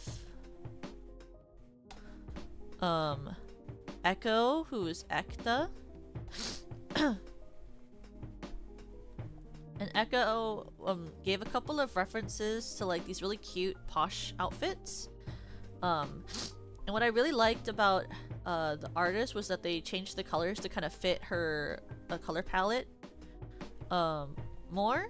And like she asked for like a purse and like these like ribbons in her hair, which I thought was really unique, that like she like knew she wanted like the ribbons in her hair to be folded in like that and everything. And like I think it's cool that the artist also kind of kept in like her piercings and her ears, because then it also is like, it adds like this like sense that like the character is like slightly like a rebel but also still like very high class, you know?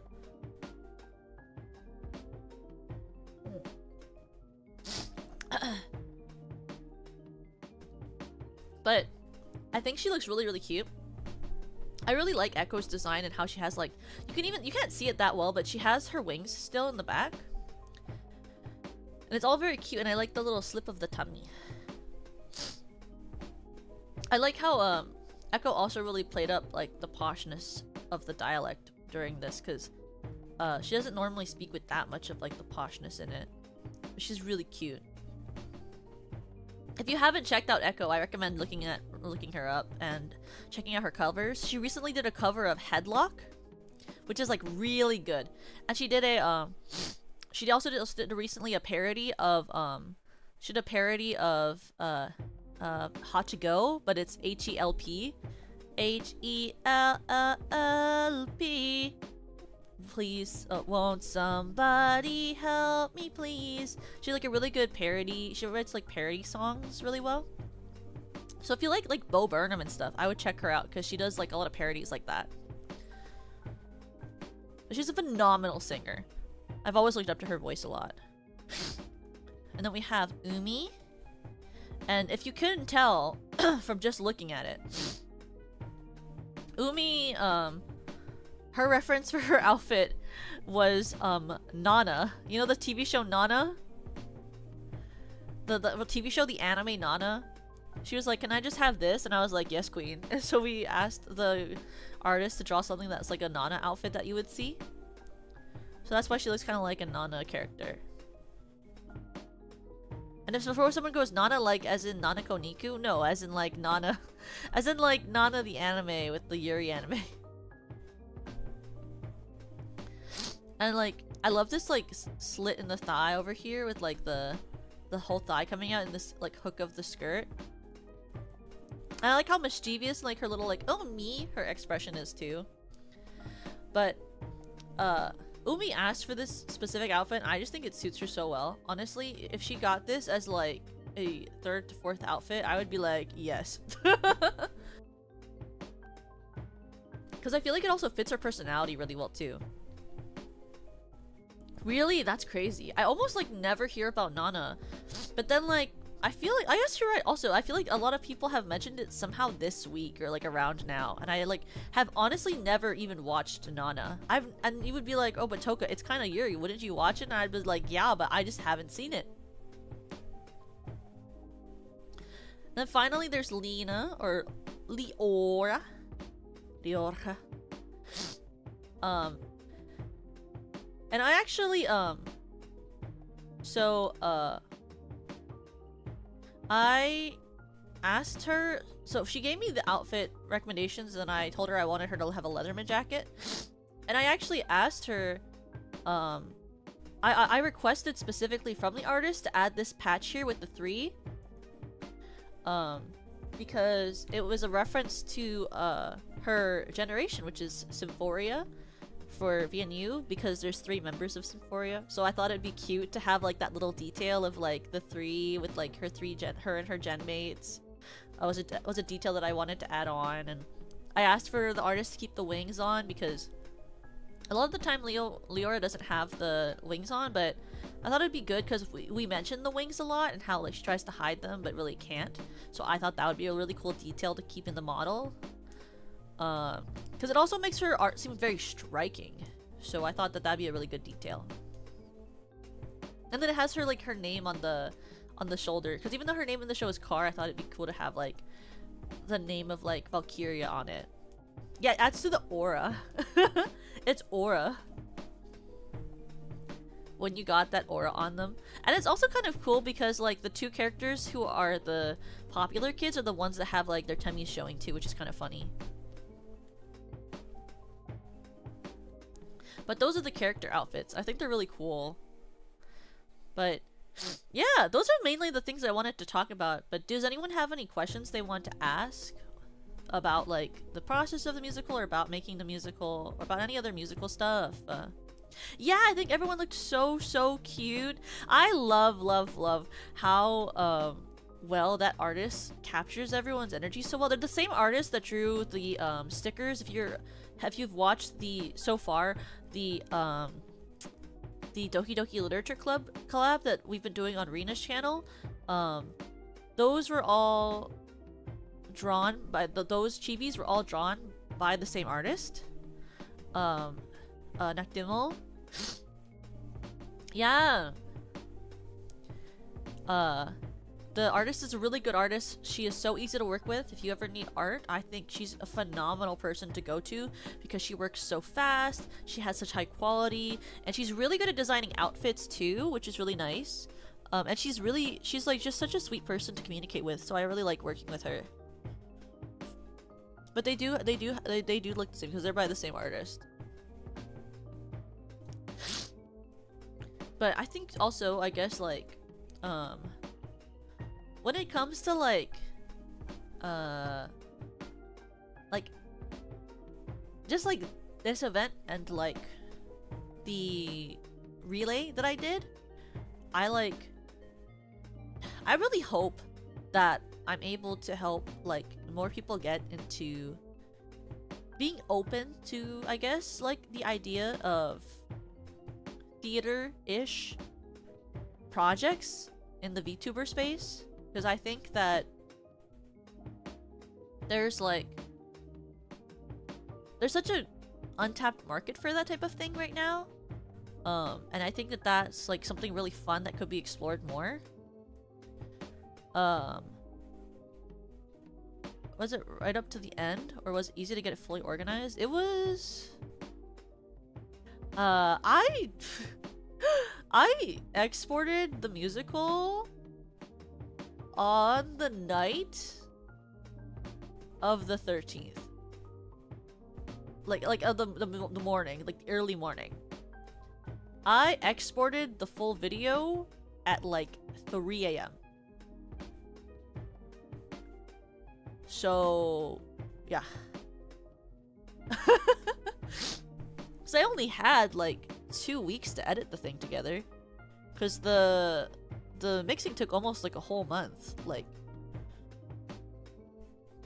I edited the whole show together in 2 weeks, basically.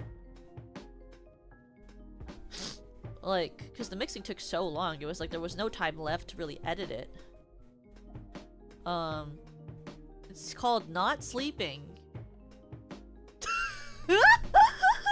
It's called not sleeping. But you know, like, I just like, how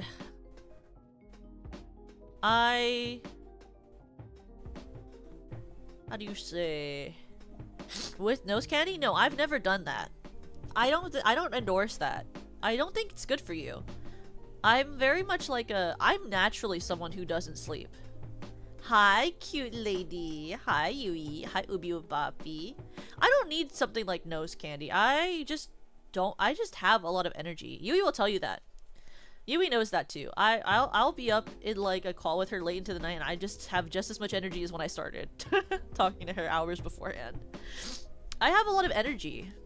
For someone who sounds so dead inside, I have a lot of energy. I feel like I sound like I don't have a lot of energy. I feel like I sound very detached and not that emotionless.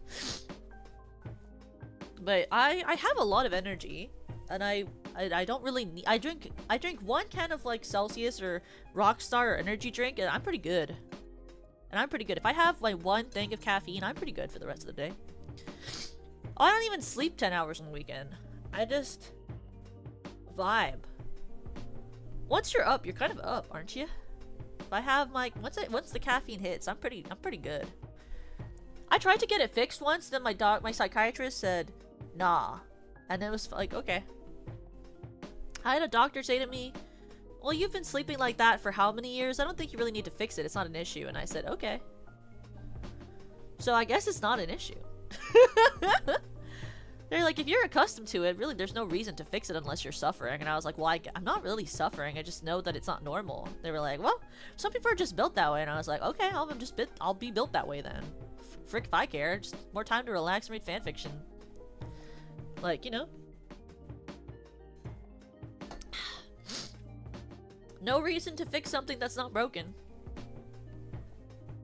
But, you know, I've already, like... Ooh. Well, I'll tell you. Oh, yeah. If you... Now that you bring it up, Conclaver, you're right. I should do my job like a good worker. If you like gamer subs, you too can own some gamer subs with 10% off with the code Crybaby. Now that you mentioned gamer subs, to give me a really easy segue to bringing up this, please buy gamer subs with the code Crybaby to save 10% off. You won't regret it. I also drink gamer subs mostly when it's warmer than it is right now. But I do drink gamer subs. Every summer, I drink a lot of gamer subs actually. But that's because the flavors I like are very summer focused. But if you like gamer subs or caffeine, you should use the code Crybaby. Or if you like another member of SVP, all of us have our own gamer subs code. It's not just me. Do I remember the other codes for the other girls? No! But you can always check their description to find their codes too. But I recommend, it's Straw Bunny, right?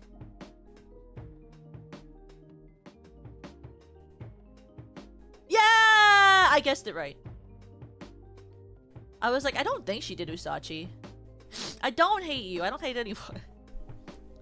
But what I was gonna say, my recommendation when you drink gamer subs, this is my personal recommendation. You don't have to listen to me, but it's my personal recommendation. If you don't drink a lot of caffeine and you get gamer subs, I recommend you do half a scoop instead of the full scoop recommended when you mix it with water. And I recommend adding more water than they recommend you add. Because I drink like 1 can of energy drink per day, and I still think that gamer subs is a little bit too much caffeine for me. So I always half my scoop and add extra water. You don't have to do that. It's just if you aren't used to drinking gamer subs, I recommend doing that because I really like the product. I don't think that adding the extra water dilutes the flavor too much. And I also don't drink it as if I'm trying to get a lot of flavor. Like, I prefer things a little bit less sweet. So I kind of prefer doing the half scoop because also it makes it a little bit less sweet, and I like that. But that's how I like to personally consume it. You don't have to do that. If you prefer your drink sweeter and with a little bit more of a kick of caffeine, then you should just follow the instructions on the packet or the bottle. But if you want to like have less caffeine and have more water to drink, I recommend doing half a scoop with extra water. That's how I would drink. That's how I personally drink Gamer Subs. My favorite flavor is a Blowhole Blast and Pina Colada. I also like Anime Girl Thighs. That one's also really good. But I always do half a scoop because otherwise it's too much caffeine. And that's me saying that. Well, I guess I don't have that much caffeine per day. I drink like 1 can of Celsius. How much caffeine is that? How much caffeine is that? Where is the caffeine on this bottle? Hello? Where's the caffeine on this? 200 milligrams. I drink about 200 milligrams of caffeine per day. I don't know what that is in terms of how much that is, but it's enough. I don't know how much a scoop of Gamer Subs is, but for some reason it feels like a lot of caffeine when I drink it, so I just recommend not doing a full scoop. Personal opinion. Just don't do a whole scoop. Do half a scoop. One scoop is 100 milligrams? Really? Now why does it feel like it hits me so much harder? I don't know. Maybe it's the way that it's distributed or something. Or maybe I don't mix it well enough and I get all of it at once. But I recommend doing half a scoop with water. But I also don't drink just... Honestly, now that I'm thinking about it, it's because I don't just drink like it once. I drink like more than one. So maybe it's just an issue that I just like to drink it.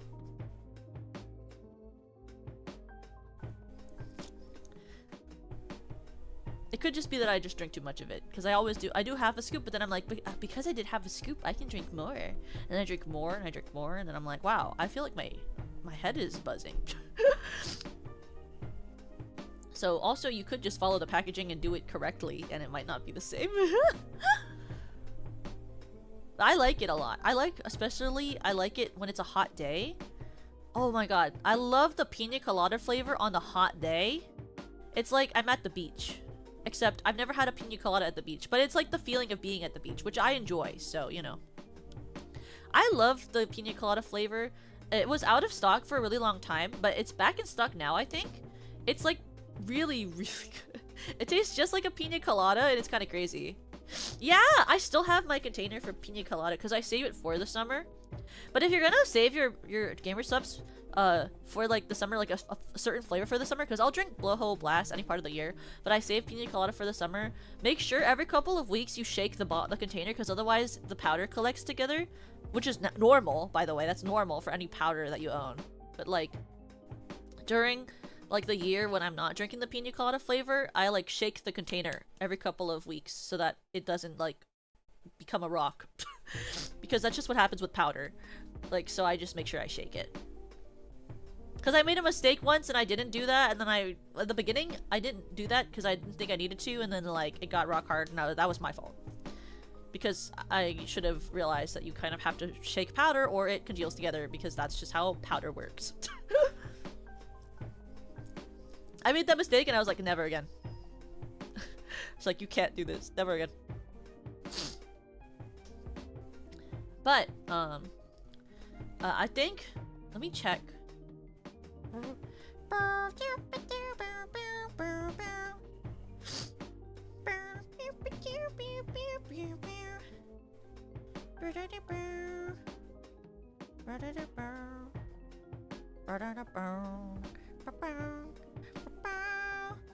Hello, Sekai.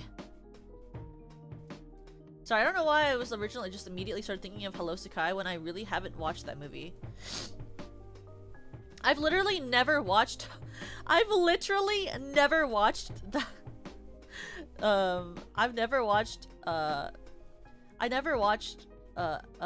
Pro Sekai movie, but I like immediately was like thinking about Hello Sekai.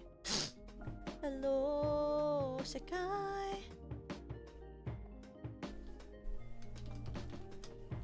But oh, okay. before we end today, I'm trying to find where I want to raid into. Before we end today, oh, that's actually so smart. You guys are so smart, actually. Actually, you're so smart. That's where we should go. We're gonna go to this. So tonight, tonight I'm going to be in Dreamy Etude's second outfit debut plus concert. I will be with Dreamy. She's put together an amazing mini concert for her new outfit debut. If you haven't seen Dreamy before, she was a part of my call-ins, and she is a really funny magical girl bunny VTuber. I believe Yui, Rena, and I are in the concert. She is just she's such a how do you say, like, I think of Dreamy as like the most, like, she's such a spitfire. She's so funny. She is like so energetic, and like she reminds me of, like, you ever watch like one of them like comedy shows? Like, she reminds me of like that like funny comedy girl, like, who is always like saying the wittiest jokes ever. She's so witty. 10 p.m. Yeah, 10 p.m. PDT. She has the cutest new outfit. I'm so excited for her. She's been working on this for a long time, this outfit debut, and it's coming with a cover. So I'm really excited for her cover. And Dreamy is like, what do you say? How do you, like, I think her sense of humor is really, like, amazing. She has a very alpha vibe. Her and I talk for hours about the Omegaverse because we're both really big fans of the Omegaverse. It's really funny. But I recommend checking out her debut tonight with a lot of there's amazing girls in the concert. I know Hio's in the concert, Pam's in the concert, Pachiko's in the concert, Ida Lyra is in the concert. Who else is in the concert? There's like a bunch of people that I know are in that concert. Hello, Sekai. I have a problem, I have a problem, I have a problem, I have a problem. I don't even know the rest of the song. I don't know why I keep singing it. I don't even know the rest of the song. Oh, Orla's in it, and Lillian, and Mamie, and Yumemi, and Eve, and Nano, and Ali, and Teeny. Bunch of amazing many people. So I recommend you go check it out tonight. I'm gonna raid into it. Please make sure to turn on her notification bell for it. For all of the Crybabies who got the Donathon reward, where you will do a meet and greet. If you were alerted that you had a meet and greet, the meet and greet is tonight. It's in like, what, an hour and a half or something. It starts at like an hour and a half. Make sure that you check your time slot.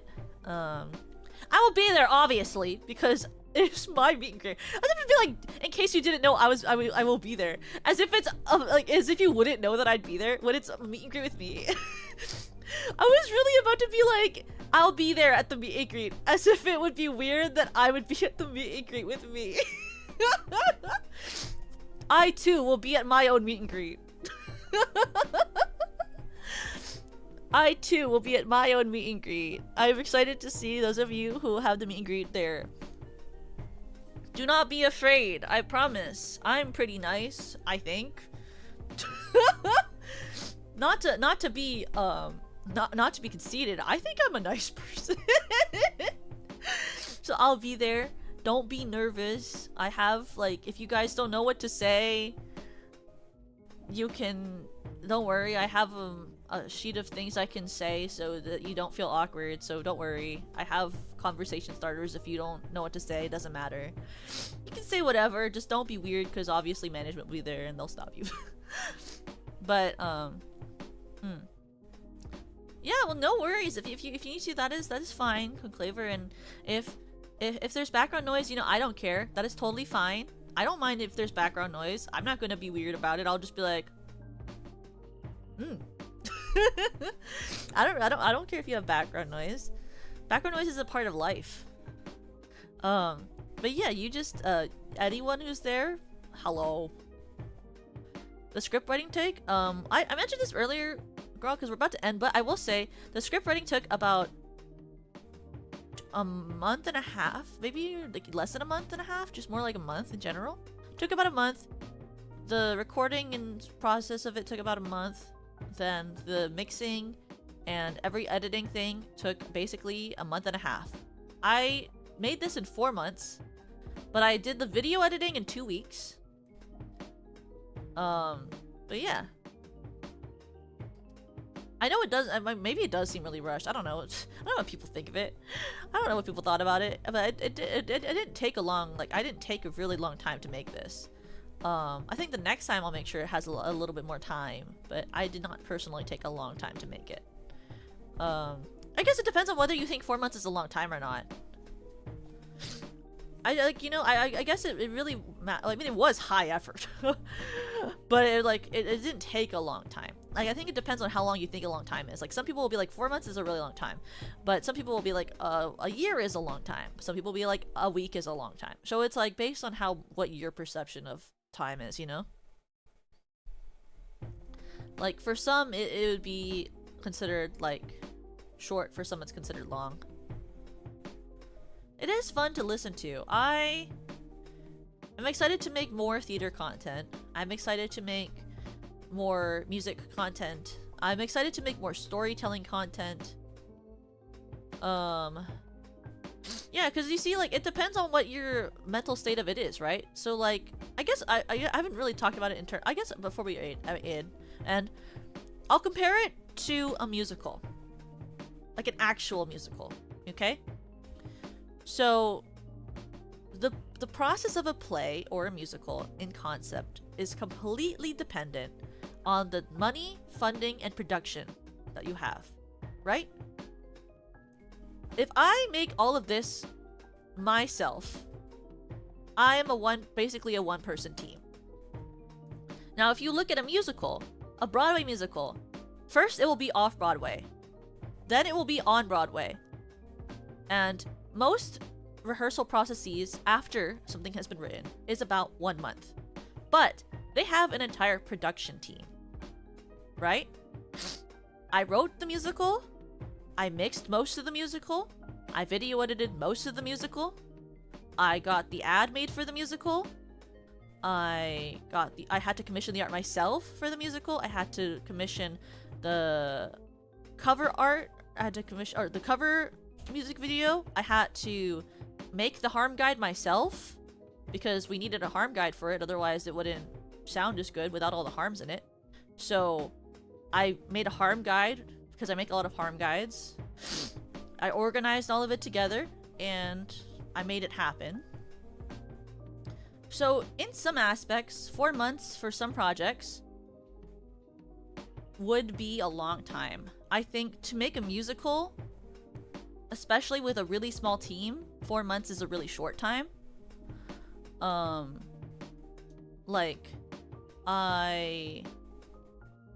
And I think with the rest of the stuff I was doing on top of that, it was a really short time because, you know, like, I think because there's a lot of events all the time, people think that for VTubing, events are really easy to throw together. But they're really not as easy as they might appear to look from the outside. Because you have to consider, VTubers, we normally don't live all in the same time zone, right? Like, even in SVP, the girls, we all live, like, some of us live in PDT, some of us live in EDT. And each of us has our own lives. So when you watch an event, they typically have at least, like, 16 people or more, right? And those events have people from all different time zones. The karaoke relay, it started at 5 a.m. basically, or no, 6 a.m. basically my time. But like Lillian started it, and Lillian is not in EDT or PDT, right? I started the karaoke relay that early because I wanted to include the people I knew who lived in a different time zone that was not like mine at all. And so we started that early because I wanted to make sure that we could include people that I like and like hanging out with that are in time zones that aren't traditional to my audience. So that's why we started with so early in the morning for PDT, which is my traditional audience that I create content for, and each slot was 40 minutes, and that's why it took all day to get to where it was with me. Uh, yeah, I think you needed the 40 minutes in order to fit everything that I wanted, because it was like a mini jukebox musical, right? It's a mini live jukebox musical. And like you like to organize people, to help them like come up with ideas too for their stuff, like to get all the graphics done, to organize time slots, to organize like a concept and get the logos made and things like that. Like those all take time, you know? Like I think for an audience perspective, it's hard to conceptualize how much time and effort it takes to organize people who all live in different time zones, all have different lives, all have different times it takes for them to create or record something or organize something. Like even the Fool's Fanfare when I was in that, like that took a long time. Not a long time, but it took a lot of effort to make that happen. And like took a lot. You'd be surprised how long it took me to edit that like freaking meme cover of me singing 1,000 Years with singing as a dog. Like it takes more effort than you think to make like a video like that, you know? Like I think a lot of people, because they don't conceptualize like how complicated a lot of stuff is to do, because they only see the final product, obviously. You're not meant to see the behind the scenes of the product normally, and so it's like I think a lot of fans may also think like, oh, it probably didn't take that much time or effort to make this event, or oh, it didn't probably, why don't they make more of these things? Because obviously you want to consume content. That's the whole point of you watching, right? Is that you want to consume the content. But it's like it's that it takes a while to make things happen, so it's like you kind of have to prepare in advance and work on things for a long time and plan things out for a long time and make all the cogs work. Like that's why like when I asked you, right, during my Donathon, I was like, okay, pick late spring XYZ to reveal the cover that you would like to hear, and I listed like 4 covers, right? And it's like I have all of the covers I am doing for the rest of this year already picked. I am already working on them. They are all picked in advance. They are all being worked on at different stages at different times. And not everyone works like that. Like there are people who like to do things more like on a whim. I know people like that, right? But for me, I do everything. I plan everything way in advance. I already have ideas for what I'm gonna do next year for my birthday that I'm already starting to work on, right? I already have plans for other things I'm working on that are gonna be in a couple of months or whatever, and it's like, I've already started planning those. I'm already working on those things. Because, like, there's something I'm doing at the end of May, you know? You know, it's like, I think people don't really, like, understand, like, the background work you choose to do, and it's not like everyone does that, right? It's like it's what you choose to create, because especially at SVP where we get to choose who we want to be, what we want to do, like, and that's one of the things I enjoy a lot about SVP, is that we kind of get to choose how much we want to do what we're working on, right? I choose. No one ever forces me. I choose to do all of the things that I do. They're conscious decisions. Like if I one day was like, I don't want to do any more covers, I only want to stream, I don't want to do any more events, I just want to stream, I would be allowed to do that. I would not be forced to do any other things. And that's great. So it's like, but I choose to do a bunch of things because I think it's worth it and I like it. And it's like, it just takes a lot of time and effort and money and time. And I don't really mind that, but it's like a part of it's a part of content creation that I feel like a lot of people who are viewers don't really necessarily understand, or sort of conceptualize, because they don't do that sort of thing, so they don't really understand that part of it, right? Like especially in terms of like creating large-scale projects, because it's the same thing as any other project you would do if you worked for like a regular like company, right? Where there's like company events, company releases of XYZ for like a normal job, right? It's comparable, honestly, to the amount of effort you would do for that.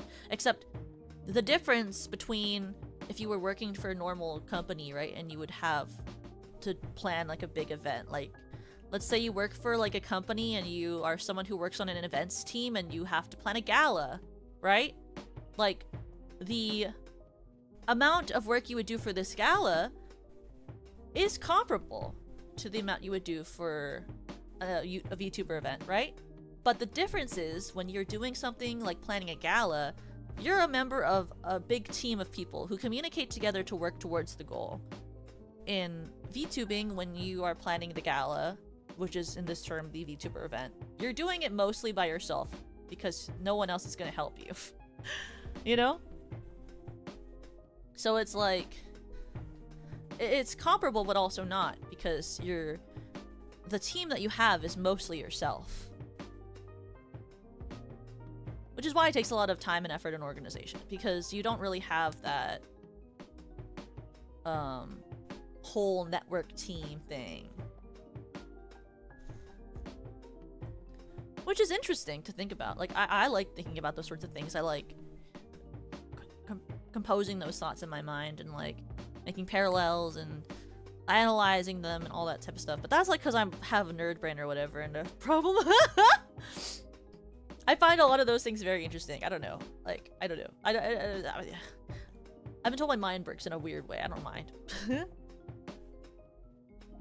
But yeah, that's what I normally think of all of them. It's like, you, that's why I really appreciate when, like, people, like Pam, like, if you haven't seen, tomorrow, Pam's, is it Lucian? I never learned how to pronounce it. Frick. Pam's, oh, bucket, Pam. Where's Pam? Her event's name, I can't pronounce it without looking at it. Elysian. Oh, it is Elysian. So tomorrow, on the 26th at 9 p.m. Or 6 p.m. PDT, Pam is doing a 20th anniversary fan concert for the Elysian album. And a lot of people I know are in it. Sion or Sion, Hio and Umi are gonna be in it, as well as Pam herself. I recommend listening to it. It's gonna be amazing. But like, Pam's worked on that concert for like 2 years. So it's like, you know, she really took her time with that. She's so poggers for that. She's very smart for that. But it's like, I'm really interested in people like Pam who like do those types of works. Who take the time to create stuff like that, and I like talking to Pam. She's so inspiring. But like, oh yeah, she does. Oh yeah, she does. I was in Pam's anniversary concert, and like, she's just such a hard worker, and she's the one I look up to a lot, and she's really sweet. And I hope that you guys will support the people that I think are amazing and I support too. It means a lot when you do that, because I just think that there are so many amazing, talented VTubers who deserve to just have people see all this amazing stuff they put together. I really look up to people who work hard. As I've mentioned before, like, a lot of my Oshis are people that I know work really hard and that they inspire me to work hard. And I think, like, I enjoy putting on events, so I will continue to put on events and continue to make content. And I will continue to watch people I find inspiring, like Pam, and like Hio. I always love when I joke calling her my Kamiyoshi, and then she gets so embarrassed. It's so funny. But like, you know, people like Pam and Hio put on these like gigantic events, and I want to be able to continue doing that. I want to continue creating like that. I want to continue making opportunities for people. Because I think that a problem with the I guess algorithm internet is that it's like, it's so hard to find people or like get people's, it's hard to get your name out there, honestly, and I want to continue making ways for people to be seen and celebrated for their amazing talent and work. And that's why I always plug my gen mates when they have an event coming on. It's why I plug my friends when they have events going on. It's because I think it's important to, as many people say, as like, you know when they say like share the love or whatever it's called, it's like really cheesy, but like I fully believe in like the concept of like, I guess it's like called like sharing the wealth. Like I want to create events and things so that people can be seen and appreciated, as well as creating fun new events that people can enjoy as audience members. And I think that even if when they take a lot of work, that it's fun and it's important to do, because my family always taught me that opportunities aren't normally given to people. You normally have to work for the opportunities that you would like to have. In our dreams, in an easy kind world, opportunities are thrown at you. You are given the things you want. But almost always, the reality is you have to work for the opportunities and things that you want. You know? So that's why I do a lot of the work that I do, is that I also believe that things don't just get handed to you most of the time. You have to work for them. And I think it's important to work for them, to create the opportunities you want to work to see happen, to create the world that you want to see, right? So if I believe in people getting to enjoy things that are theatrical in the VTuber space, I can't wait for someone to make that. I have to make that myself. And that's like, because it's like your responsibility at that point. If that's the thing you want to see, then you have to make it. You can't just complain about things that you don't see. You have to make the difference of the thing that you don't see, right? Or at least that's how I sort of picture VTubing and content creation and life in general. Ew! Thanks, Yui. Ew! Thanks, Yui. But I think that's important, you know? But yeah, I'm gonna raid into Dreamy's mini concert. Please join her tonight for her new outfit debut. She put together such a cute little thing, and I hope that you guys will like it because it's so cute, and I love her new outfit so much, and her cover's gonna be so epic. I will be here tomorrow for my Checky signing stream. If you got your Donathon reward and you were told that you were getting a Checky, I'll be streaming tomorrow for the Checky signing, and if you're here, you can tell me what you want drawn on your thing. I'll be doodling little frames for everyone who has a Checky on stream, so you can tell me. Wah! Oh, Clever, thank you! Thank you for the 25.55. I don't know why I didn't make the noise. Okay, are you ready? I'll say it. I don't know why I didn't play it. Thank you for the offering, Crybaby.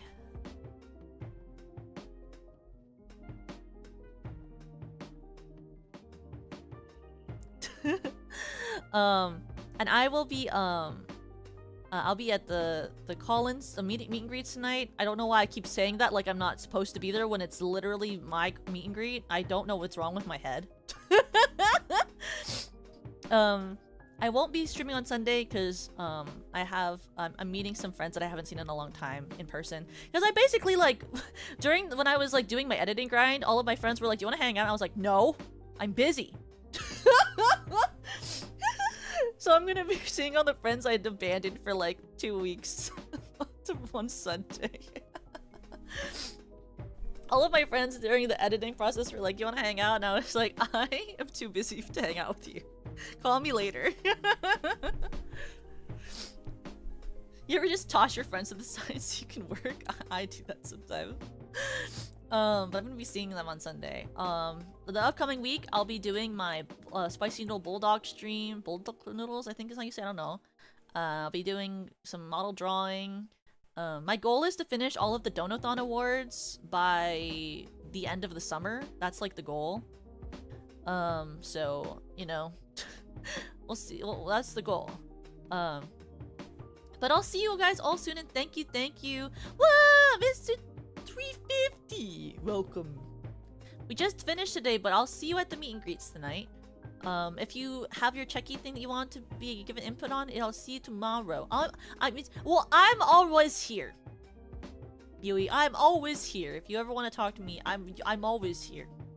But I'll see you guys all tomorrow / tonight if you're at the meet and greets. And thank you so much. Please support Dreamy, and I'll type a raid message on the ending screen. So thank you. 3, 2, 1. Woo!